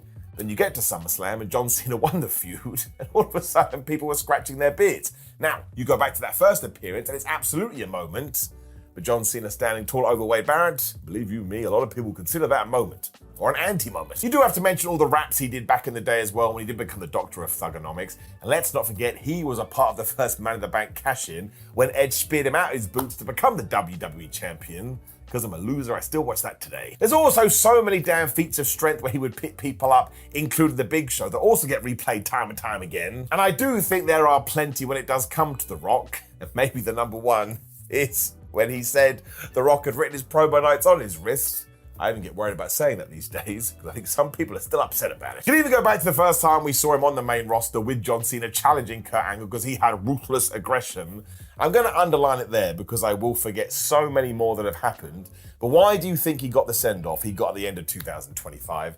It's because he made a bunch of children's childhoods just that little bit better because, again, he gave them so much in the form of wrestling moments. I'm giving it a 9. Sticking with the 9s, I love the 9s. When we get to range, now it's interesting because as an actor, I think he showed more range than he ever did do in a wrestling ring. But I want to make it clear, that's because he didn't have to. John Cena is the epitome of if it isn't broke, don't fix it. And that's why Vince McMahon never turned him heel, because he had the numbers, and at the very least, they were steadfast, or every now and then they would go up. They never dropped. Cena was such a reliable draw, they wanted to keep that alive. So we had John Cena, and we had John Cena forever. I'm going to do that thing again. Without that, he doesn't have the nostalgia and the joy he gets in 2025. So WWE did the right thing. At the same time, would it have been nice from a kind of fan's perspective to have got a little bit more here and there? Yes. Yes, it would, but he eventually stopped doing the Doctor of Thugonomics because we realised it was time for PG John Cena, and we never even looked back. It's why I personally massively enjoyed the heel turn in the first 6 months of 2025, because it allowed him to do that, and I will never forget the night of the Elimination Chamber when he did go bad. His facial expressions were so damn good, and from there was just a massive disconnect between him and the audience, so whatever he wanted to do, well, I kind of feel like he had the rug pulled out after him, you know the deal. And that's why there isn't really much to talk about it when it comes to this, because John Cena did do the same thing for as long as they did do. But it's not a criticism, and it was the correct call when you do bring the heel turn into it, though. I think you can probably give it maybe a 5.5 or a 6. But once again, that's why these numbers are absolutely ridiculous. Because in terms of making the right decision, it was a 10. But in terms of a 20-plus career, well, we only ever saw Big Match John. And Big Match John was great. In terms of talking about other stuff, Well, there isn't really that much else to talk about. Now, obviously, drawing power is always going to be absolutely massive when it comes to talking about how good a wrestler is. And it goes back to everything we have been saying. I'm going to give away the number now. I'm going to give him a 9 out of 10. And to make that clear, I would give Steve Austin a 10 out of 10 because the rise of Steve Austin allowed the WWF at the time to become this absolute beast. Whereas what John Cena did, please forgive the fact I'm now repeating myself, is take a company that was totally lost after the Attitude Era. He gave it purpose, he gave it personality, and he was able to bring in a bunch of new fans. They just happened to be children. Whereas Steve Austin was like bringing in adults. They had more money to spend. You take my point, right? But once again, without John Cena, the Ruthless Aggression era probably would have died. You can also turn to Dave Meltzer for this as well, and I'm going to have to read this because I'm going to get confused. But after Cena had announced that he was going to retire, of course, Meltzer went and did some calculations when it came to metrics. He loves numbers, and he figured out that John Cena was the biggest annual draw for 7 years, tied in 4th place with only Lou Thesz and Bill Longson. If you don't know who that is, don't worry about it. So that basically means that while Cena might not have drawn as many punters as his historical competition, people already mentioned, he was the top draw amongst his peers each individual year. See, this is what I mean. Over a 12-month period, John Cena was just raking them in. Now, Uncle Dave also came up with another chart. It's a bit complicated, but stay with me. But he compiled a top 10 biggest draw, and it was based on top 10 placings for the years and era dominance. You know where John Cena was? He was 10th. 10th. If you don't know anything that I just said, because fair enough, it sounded like absolute gibberish, that's absolutely incredible. Listen to the other names, right? Jim Londos, Bruno Sammartino, Lou Thesz, Longson, Hulk Hogan, Ed Strangler Lewis, Ric Flair, Buddy Rogers, and Argentina Rocker. You don't hear names like Steve Austin, you don't hear like names like The Rock, because they only sort of had these amazing flash in the pans, whereas John Cena went on forever and ever and ever. It's why a lot of people don't think he's going to retire, because John Cena has always been there. So yes, of course, Austin The Rock outdrew Cena for the short period of time they were on top, but Cena was the guy you could rely on year and year and year and year and year. His merchandise numbers were always absolutely nuts, and when people did beat him, that would be the headline, so-and-so actually topples John Cena when it comes to merchandise, and you can find these news stories today. A WWE show's not doing very well. All of a sudden they go, oh, hi, John Cena's on the card, and the numbers go up. They fly up. That's a draw, my friend. What do I say, 9 out of 10, maybe 9.5 out of 10, but he's one of the best at this ever. So yes, all things considered, and in conclusion, I think John Cena is one of the best WWE superstars ever. Although listen, there is a counterpoint to all of this, and you would like to argue in the comments. There'll be some things that you do say, or I go, that's a great point, Steve, or Brian, or Lucy, or Mary, whatever the flub your name is. But ultimately, this is my favorite thing about sports entertainment. How does somebody make me feel? John Cena had that figured out basically from day one. I'll use the Austin comparison once again because that's what people always bring in, and yes, Austin drew more money when he was on top, and arguably Steve Austin in the ring did less embarrassing things than John Cena, but the WWE we know today does not exist without John doing his thing, and of course Steve Austin comes into that as well, but the fact we are using these names in the same bracket, well, how can you actually say anything else? It's all about value, and it's all about what he brought to your entertainment lives. I think just John Cena did it time and time again, even though, yes, there were occasions when you just wanted a facepalm and be like, what the flub are you doing? That's the weird thing about life. You look back now and you kind of smile, because it reminds you of your younger years. And I suppose you could argue the fact that John Cena never really faced any real competition, because when he was on top, WWE was the only player in town, whereas Steve Austin, The Rock had WCW, and even Hulk Hogan had a bunch of other territories he was trying to compete with. But if you get into these kind of levels and these kind of details, you can criticize everybody. The whole point was John Cena was meant to be the top star. He was meant to do top star stuff, and he did that time and time again, basically for 25 years. It's why, of course, I bring in people like Bret Hart and Shawn Michaels who are better in-ring workers, but that's not an exact science, right? We've already talked about this. There's so many different ways to determine that, and John absolutely found his lane, and when it comes to talking into a microphone, everybody would want to be able to do it like John Cena did it. I mean, even now, some people say, screw the matches, just give Cena a microphone and let him cook. So overall, I absolutely would give John Cena a 9 out of 10, or if you want to stick a 10 out of 10 on it, you can. And the only reason I'm not doing that is because I just think it's always fun to keep the perfect score just out of reach for somebody that may come along and top what John Cena did. And that's what he would want as well, because it's good for the wrestling business. But personally, I just want to say thank you to John Cena, because again, I was already watching wrestling before he did debut, so I got to see every single thing that he did do. Some of it I absolutely loved, some of it I thought was absolutely stupid, but the one constant, the one thing I always enjoyed was John Cena himself. So thank you for the memories, my friend, even though you're definitely not my friend. But that's kind of how I do see you, because you have been with me for 2 decades. I will probably see you in the movie theater. So Eddie Guerrero is one of the best wrestlers of all time. Obviously, this is the series we're going to go through beat by beat and see where he was good and where he was great. But no matter what kind of number we come up with, I want to make it very clear. I mean, there's a reason that people are still copying and doing what Eddie Guerrero did today. It's because he is one of the GOATs. I always look back in shame a little bit as well, because when he was in WCW and his early days in WWF, I didn't totally get it. Like, I understood in the ring he was absolutely amazing, but he wasn't one of my guys. And then one day it all clicked, and yes, I did look at the floor and thought, you don't deserve to be a wrestling fan. I mean, everyone's going to have a different opinion. When it does come to Guerrero, I kind of think everybody should just think he rules. Now, if you've not seen this series before, we take the Bret Hart method of reviewing wrestlers and apply it to brand new sports entertainers. And the way the Hitman did this is he took look, he took in-ring ability, and he took promos, and he ranked them out of 10.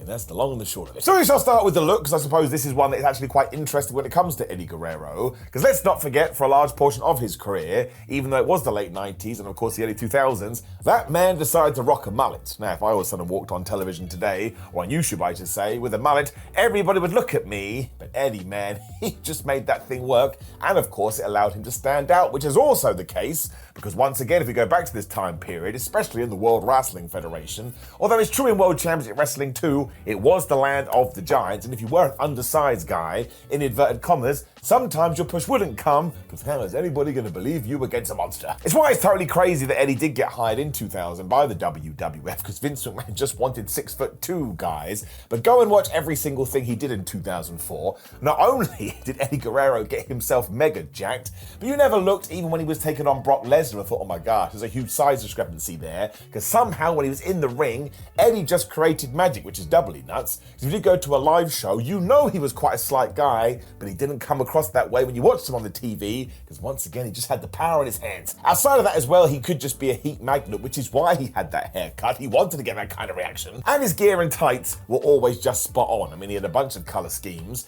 but I would guess the three colors most associated with would be gold, black, and red. He also stuck to tights for most of his career as well, and do not forget, a lot of people that tried to jump into the main event scene would switch to trunks.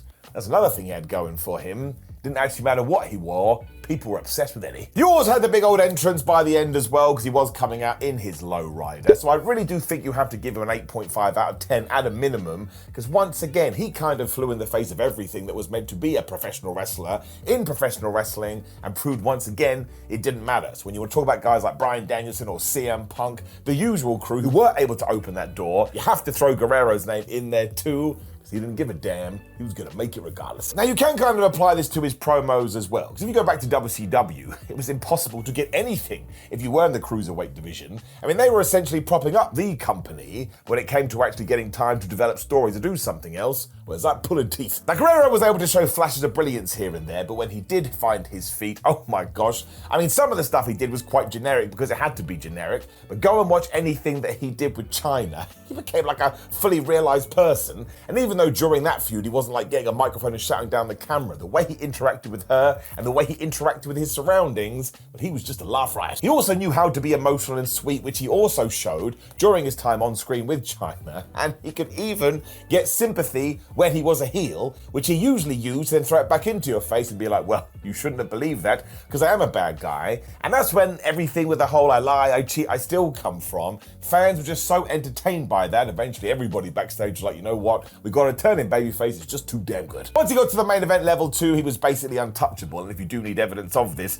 go and watch the promo he does cut on Brock Lesnar before their 2004 No Way Out match. He talks about his struggles and all the personal issues he has been through, and again, the whole point of being a professional wrestler is to connect with your audience. This may as well be Exhibit A. He also made you feel like it was essentially did become the WWE champion, which once more was his job, and 1 year later, he'd basically become an insane heel, and he was brilliant at that too. So overall, I would give him an 8 out of 10, but even then I think I'm being quite low there. Because on his day and on his night when he was ready to go, that man could compete with the best of them. Which brings us to his in-ring. I once saw an interview with JBL that said Eddie Guerrero wasn't very good at planning matches backstage, and that's because, kind of ties into everything else we've said in this video, he was a dude that had to go out there and feel it, but when he did feel it, nobody could get close to him. In terms of technique and execution, surely he has to be at the top of the chain as well, and as always, if you do need more evidence with this, I'm going to tell you to go and watch Halloween Havoc 1997, Rey Mysterio versus Eddie Guerrero, which once again basically set the scene for the rest wrestling we do have today,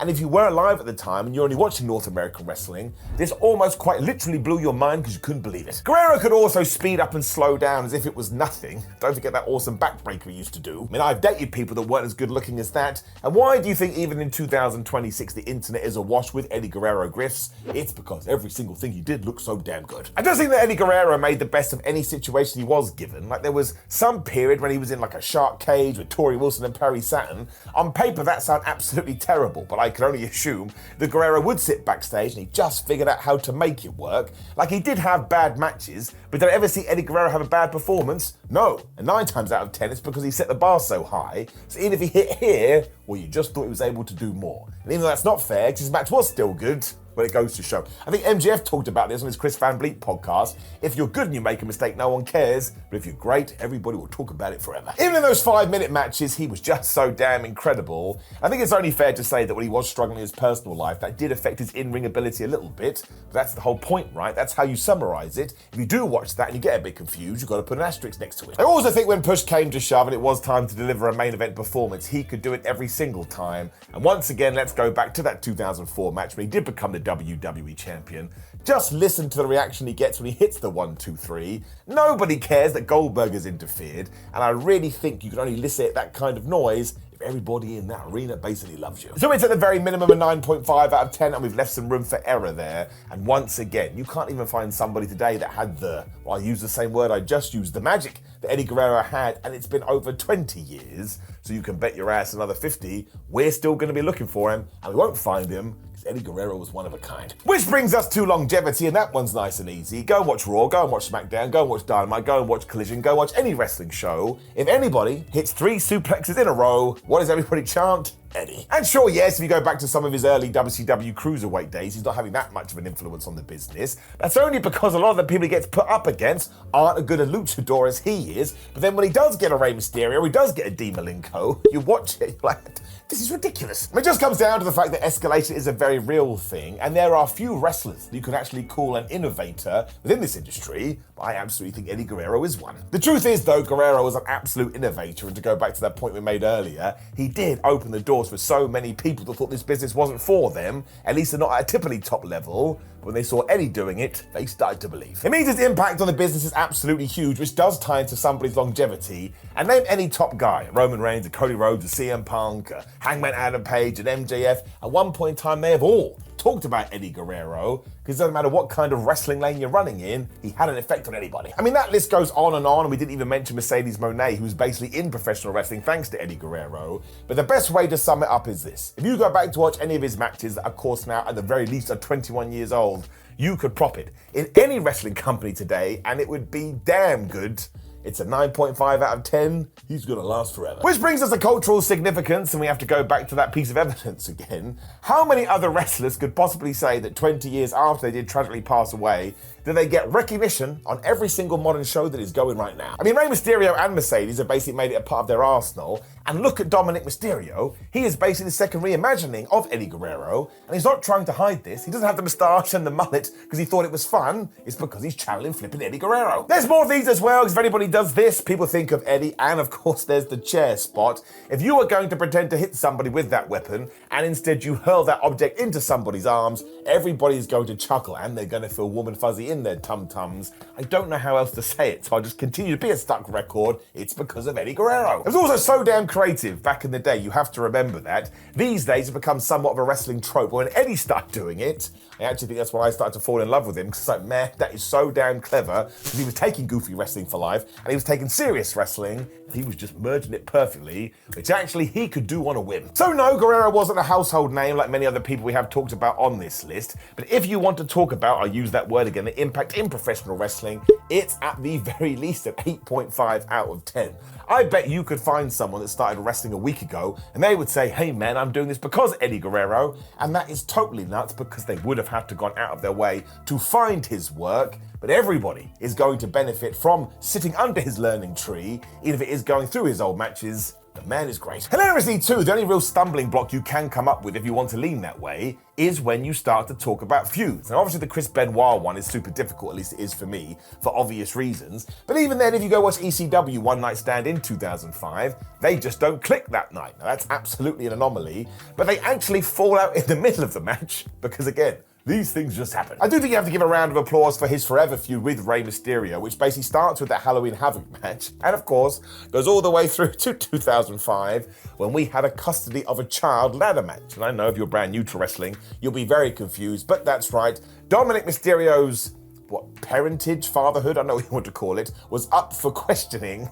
And whoever climbed the ladder and got some papers was going to be Dominic Mysterio's dad. Now, it sounds terrible, and it basically was received terribly back then, but in the 20 years since, I think we've all kind of warmed to it because it was just so silly. And again, Eddie Guerrero's performance through all of this is all time. Let's not forget as well that he basically made JBL when Bradshaw was trying to get that new character over. Who knows what would have happened without Eddie Guerrero? I don't care what anybody says. As well as the finish, that match he has at WrestleMania with Kurt Angle, that is just flipping good. Now, of course, his win against Brock Lesnar is always going to be the A example of all of this because he did become the WWE champion. But I would say probably fairly that he never really had a Steve Austin versus The Rock partner, and not everybody does. But what Eddie Guerrero could do is you could put him against anybody, and that man would go and figure it out, and he made sure you care. I also do want to put China in there as well because I think it would be really mean not to because that stuff was so damn good. But just to try and get some parity into this video, I'll say it's a 7.5 out of a 10. But that is really looking at the entirety of his career, especially what is in WCW, and he would have taken anything at that point. Like he could barely get a story,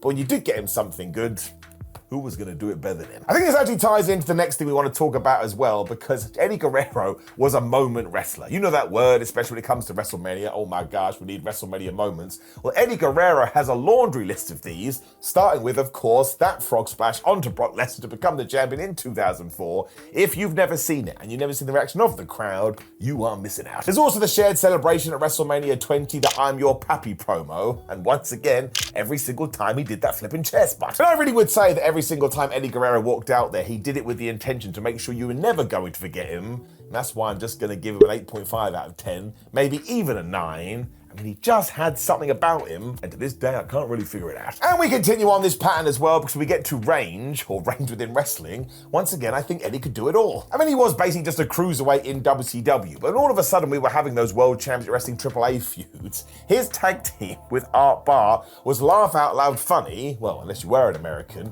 because they just wound the USA audience up something fierce, and people actually looked like they were ready to kill him. He, of course, was then the lovable rogue with China, which everybody enjoyed as well, and that babyface run in 2004, well, you were going to be hard pushed to find anybody better than that. It was hilarious too because within 12 months he has become an insane heel and he's trying to end the Rey Mysterio family, and none of these portrayals and none of these characters feel wrong or bad or like all of a sudden he did switch. You could just make him a babyface and you make it work, and you can make him a heel and he can make it work there too. So yeah, if you're talking about range, I think he had all of it. There was no range for anybody else. It really did kind of feel like he was just sucking the information, giving it to him and working it out in real time in his brain. So this is a 9.5 out of 10. Actually, when you do sit down there and you think of typically top stars that were able to jump across so much and it not feel bad, well, that list is few. Yeah, Eddie Guerrero just seemed to figure it out. Which brings us to drawing power. Now, I always struggle to talk about this a little bit because business at the time was not good, but yes, in 2004, when Eddie Guerrero did become the WWE champion,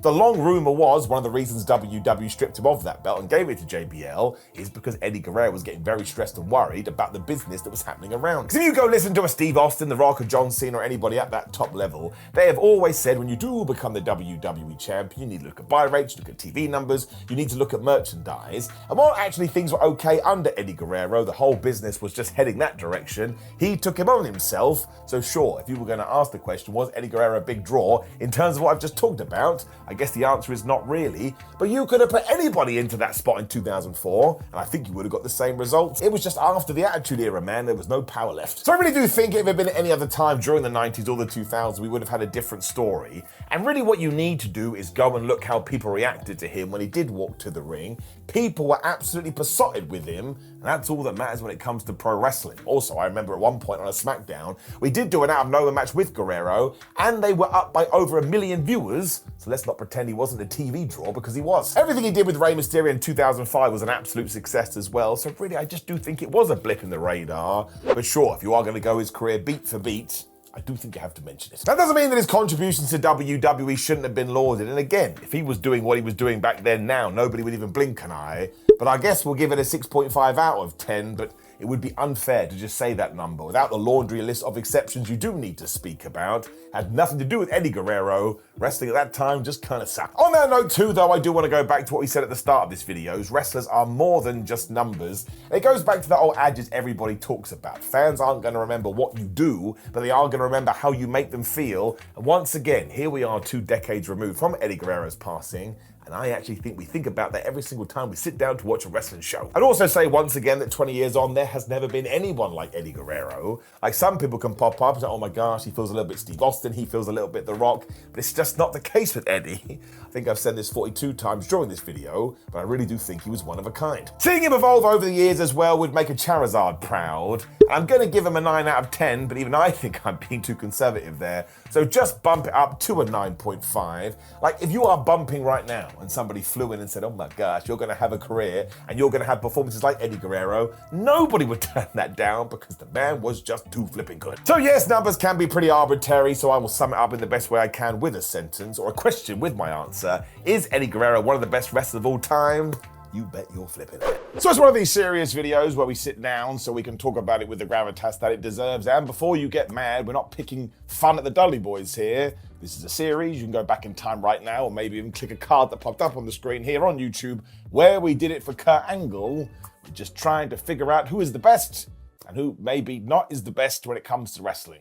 You can be more poetic than that. It was all based around Bret Hart's autobiography, which you should most definitely read, where he had a system to come up whether a sports entertainee or entertainer was good or not, and he looked at in-ring ability, looked at promos, and he looked at look, which is another stupid sentence, and he ranked them out of 10. So again, Hulk Hogan, he gave a 10 out of 10 on promo ability, and in-ring, I think he gave a 3, although he was very self-reflective as well. In-ring, he gave himself a 10, I think promo ability, he went 3 or 4 or something like that, which I personally think is too low. Now, we have thrown some other attributes in there as well. And yeah, given that the internet decided they were going to focus on Bubba Ray and Devon to try and figure out if they were a legendary tag team, well, I sat down, Simon Miller with the WhatCulture team, and we basically tried to figure it out. As always, it's just an opinion. You're going to have one of your own. But let's start off with the good stuff in the sense that there is no team in the history of professional wrestling that are more decorated than the Dudley Boyz because they won championships all over the place and they're in the WWE Hall of Fame. Now, I know some people like to go, oh, but everybody's in the WWE Hall of Fame.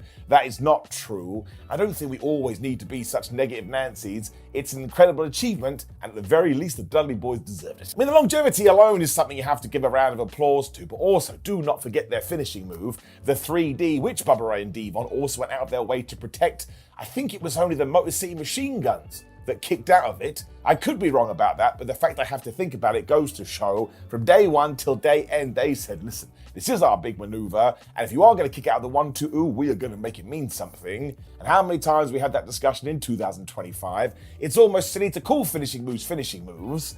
And I just finished watching a John Cena match. He hit 4 AAs. So I'll start mainly with the look and the presence. And I think the Dudley Boyz did this very well, because as soon as I said their name, I bet you can picture them in your mind, and they were probably wearing that camouflage. Now, no, camouflage is not brand new to professional wrestling, but they sort of made it a little bit black and white, and they actually took an idea and they made it their own, and that is massively important. It's why Vince McMahon used to tell his wrestlers, you must do your entrance in the same way over and over again, because he wanted to plant memories in your brain.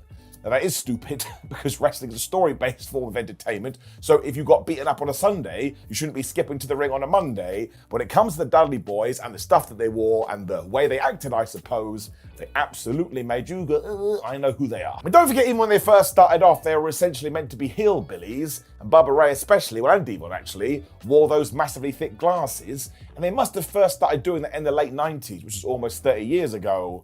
So I think that makes my point quite nicely. Now, better than all of this is that Bubba Ray and Devon looked like they could kick your ass, and that actually helped with their promos, because while Bubba could obviously go, if he was in the best cosmetic shape you'd ever seen a wrestler ever being in, he wouldn't have been able to look at the fans and go, ha ha ha, you look like an absolute idiot, you look like you barely ever seen a treadmill, where of course the same things could be thrown back to him. Now, this goes down into a completely different pro wrestling argument. Just because somebody looks like they don't hit the gym doesn't mean that, one, they don't go to the gym, because they probably do, but of course they have a gas tank for days. When it comes to wrestling, you want to make sure that every single person is a different shape and a different size, otherwise it gets really boring. So I get so damn mad when people say, oh, Kevin Owens is out of shape. No, he's not, bro. I've seen him wrestle matches that go over 40 minutes. Do you know how much cardio you need to do that? Stop being silly. The point is this, Bubba Ray and Devon wanted to look like they could kill you, and they absolutely did. It also helped that Devon had more of a solid physique, and given that a lot of their most iconic matches, which we are going to talk about, were then just totally breaking into, well, yeah, as soon as they did walk down the aisle, even a brand new wrestling fan would be able to go, I wouldn't want to mess with those guys, probably going to get in a little bit of trouble. So let's talk about that as well, what they were able to do in the ring. And yes, if you were going to cite many of their famous matches, you would probably go to the TLC matches, the ladder matches, the tables matches, and all these kind of stipulation matches where they were absolutely brilliant, which brings us to WrestleMania 17. Now, obviously, we have to bring in Edge and Christian and the Hardy Boys too, but what they did with that tables, ladders, and chair stipulation completely changed the industry forever. And as I sit here right now in October 25 talking to you, there are upcoming wrestlers that still talk about that match and say, well, I really would like to raise the bar even higher.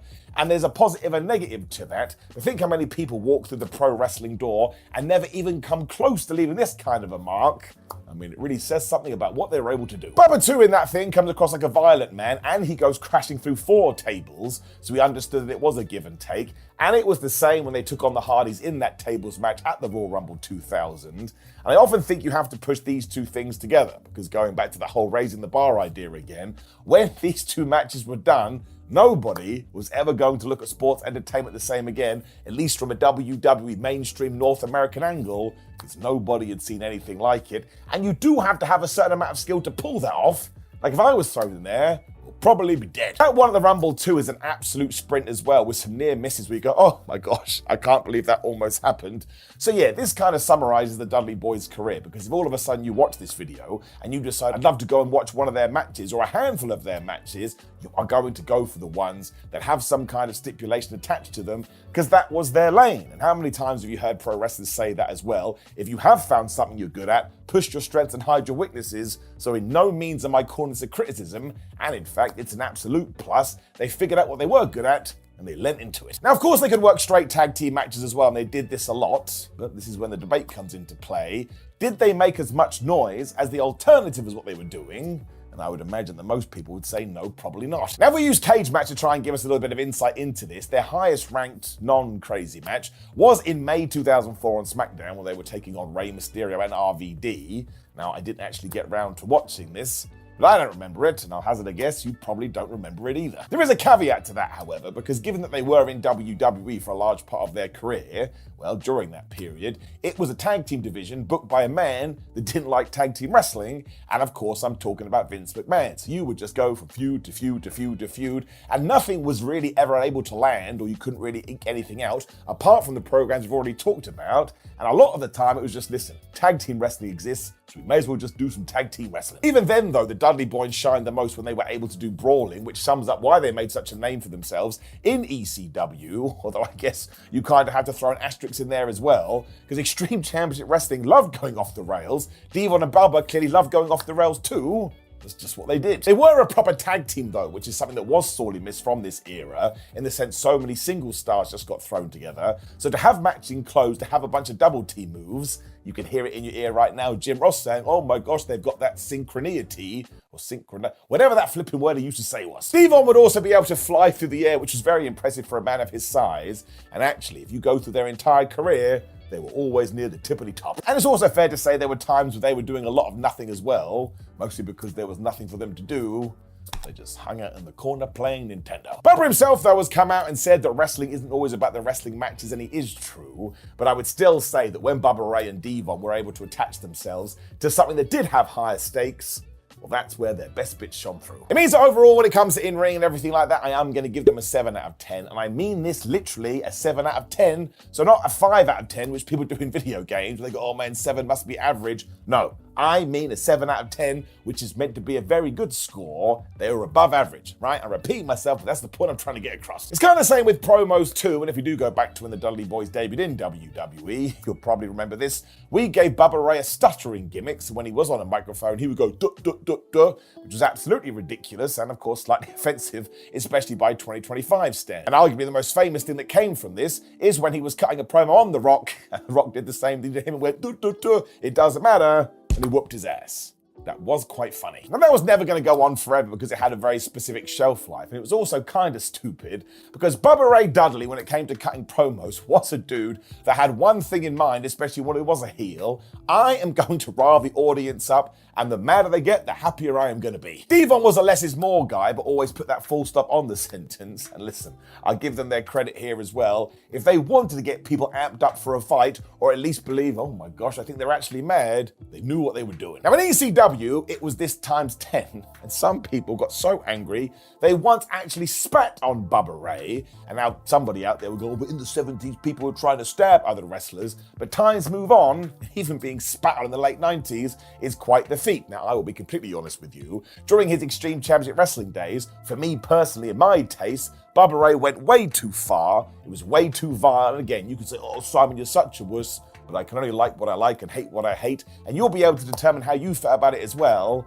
It's just, well, I'll go back to what I always say, I don't think anybody would allow to be out of these words today. However, the plus point to all of that, though, is that it proved that Bubba Ray Dudley did know his audience, and he tried to manipulate that. That's the sign of a good professional wrestler. The thing is, though, when it came to this overall, Bubba was more, I'm going to say this right into your face kind of a guy, and I'm not going to hold back. So even though he could go to any kind of city or any kind of town or any country in the world and elicit some kind of response, but if I was going to ask you right now to recite a Bubba Ray promo, well, you probably wouldn't be able to do it. At the same time, though, he was meant to be a street fighting ass kicker, so if all of a sudden he was being poetic or coming out with lines where he went, oh man, that's really clever, well, I don't think that would have linked up with his personality. I mean, he was so damn effective when he was on his own in TNA, Bully Ray essentially reached the main event level of the card, because once again, he was super duper good at getting heat. I mean, we've already mentioned that whole thing that happened at ECW Heatwave 1999, but I am going to tell you before I get to my score, this is a personal thing for me. It does go down just a little bit because of, yes,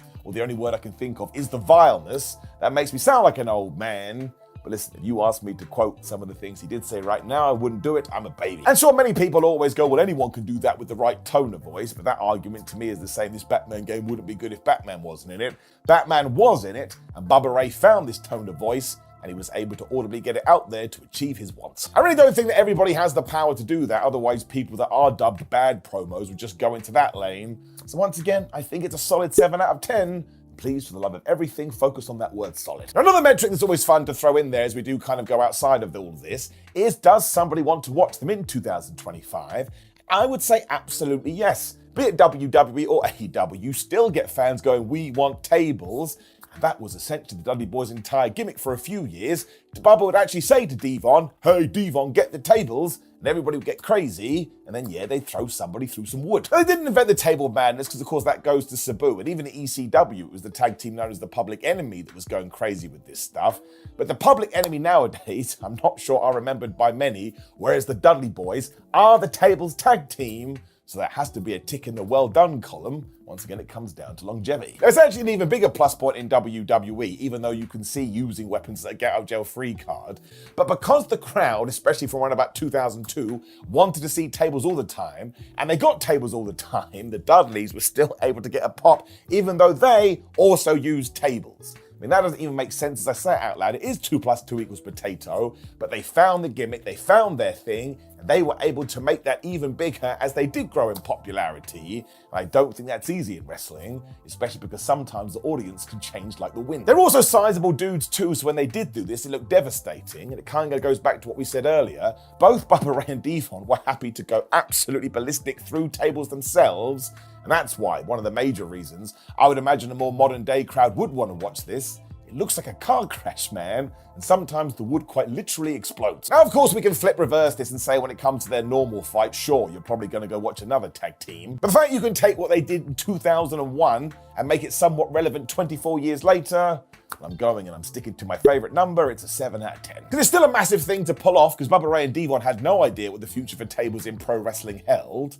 I mean, maybe in 2010 they would have been made illegal, and you can laugh at that, but you never know. In the past as well, we've also touched on cultural significance, and of course when we covered Kurt Angle, his Olympic success made sure he existed outside the wrestling bubble. And if you need a better example of that, I would just throw out The Rock. Everybody knows Dwayne Johnson, and it has nothing to do with pro wrestling. Now, I'm sure even Bubba Ray and Devon would admit to this, but no, outside of sports entertainment, I doubt anybody knows who they are. But once again, I'm not saying that as a criticism. To be a badass wrestler that is really good at wrestling and stays in wrestling for almost 30 years, you should absolutely go Barra Horowitz and pat yourself on the back. I would, however, say they likely had a lot of influence on the people that were coming up, because we've already touched upon this. If you were in a tag team, or you were brothers, or pretending to be brothers, I suppose, and all of a sudden you saw them doing the things they were doing, it probably gave you a renewed sense of confidence, especially if maybe your in-ring wasn't as good as that as some of your peers. It was like, all right, well, I come up with a gimmick, I get my promos down, and I can just come across like an absolute beast. Well, there may be some success for me in this business. And now, absolutely, the Hardy Boys and Christian have to be thrown in there as well, because, of course, they did do this as a unit. But let's go back to that first fact that we threw out there. The Dudley Boys, and I'm going to have to read this, otherwise forget it,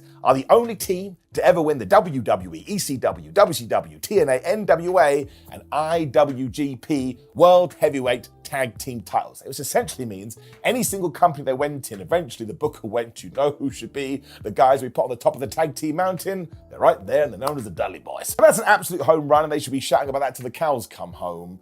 So I think, once again, it's got to be a 7 out of 10. You're probably now going, Simon, this is so lame. Why do you keep going to the 7s? Well, because it all, to me, feels like a 7. If you disagree, you can put a comment in the comments. I've also stolen my own thunder here, but let's talk about rivalries. And yes, you go to Edge and Christian, and you go to the Hardy Boys, and I think you could probably sum this up in one single sentence. In terms of what they did do, it's just all time. I mean, not only did they legitimize tag team wrestling during a period where Vince McMahon didn't want to do that, but they changed the game. I think that's the 72nd time that I have said that. But just go and watch a ladder match, or well, TLC matches didn't even exist before they did do this in 2000 and 2001. It was like all of a sudden it had changed overnight because they took such crazy risks. Now, actually, to be fair, if you go back to ECW and watch their fights with Spike Dudley, you'll also be face palming, because you'll be like, oh my gosh, they're wrecking this guy. And you can even go to Heatweight 1997 and watch their absolutely insane cage match with the Gangsters. I mean, this kind of encapsulates anything. Sometimes they just did not care. But all of that helped wrestling in the late 90s in the direction it was going to go in.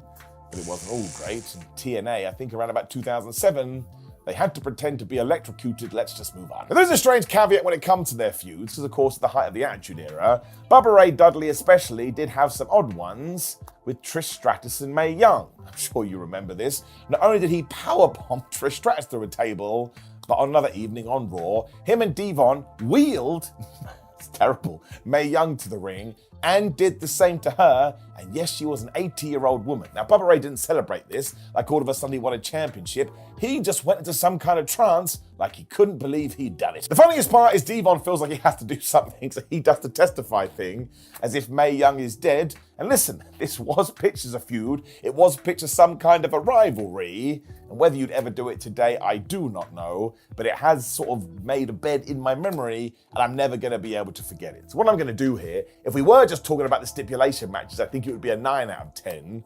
When you sort of take everything into account, I think you could probably settle on a 6. The Dudley Boys are also responsible for stopping the world on at least one occasion, because, man, the first time they hit the 3D in ECW, well, actually, it didn't get a pop at all, mostly because I think most fans thought Spike Dudley was dead. It was the first attempt, and he basically was dropped on his head, and that rhymes, so it must be true. But ever since that point, it genuinely became one of the best tag team finishes of all time.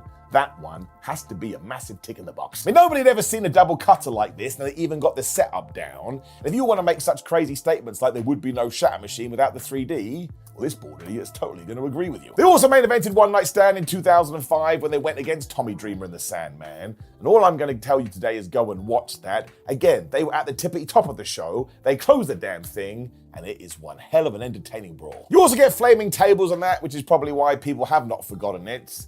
And yes, third time I've talked about this, the Heatwave 1999 promo. Just go and watch it for yourself, but beware and don't say I didn't warn you. There's also the biggest one they were able to get in WWE, and you can say it with me so it's not so annoying. Watha! If you don't know what that is, Budweiser had a very successful commercial during this period, and fair play to Bubba Ray and Devon. So many wrestlers have looked into pop culture and borrowed this stuff. And how they ever thought to do this, I don't know. But they would take their opponent, they would split their legs, Devon would go to the top rope. When Bubba would look at Devon and Devon would look at Bubba, they would go waffa as Devon just dove into that person's crotch. It sounds absolutely terrible when I was saying it, but long after that advert was dead, the Dudley Boys were doing this and get a massive response from the crowd. So it's Santina Morella's Cobra, it's Mick Foley's Mr. Socko. They came up with something so simple that did stand the test of time. And for that, I applaud them forever. I mean, there are so many packed arenas you can see going crazy for this, so it is a feather in their cap. And it's so damn smart they came up to begin with. 7 out of 10. I think we can fly through range when it comes to the Dudley Boyz because I go back to what I said earlier. They came up with what they were good at and they mostly stuck to it, but in no way do I think that's a negative. In fact, in my own wrestling journey, so many people smarter than me have said the same old thing. Simon, if you know what you're good at, and that's what's getting a reaction from the fans, why the flub would you try anything else? I mean, it's why this isn't a perfect science at all, because you could even say the Road Warriors never really went out what they were good at, but they still became one of the best tag teams ever. So I suppose you do have to give it a 5 out of 10. In this sense, I do mean that it was average. But that's also totally unfair, and I take that one, I throw it out the window. Wrestling just doesn't work that way. Interestingly, too, I would never say that Bubba Ray and Devon were like specifically massive draws, like a Steve Austin or The Rock.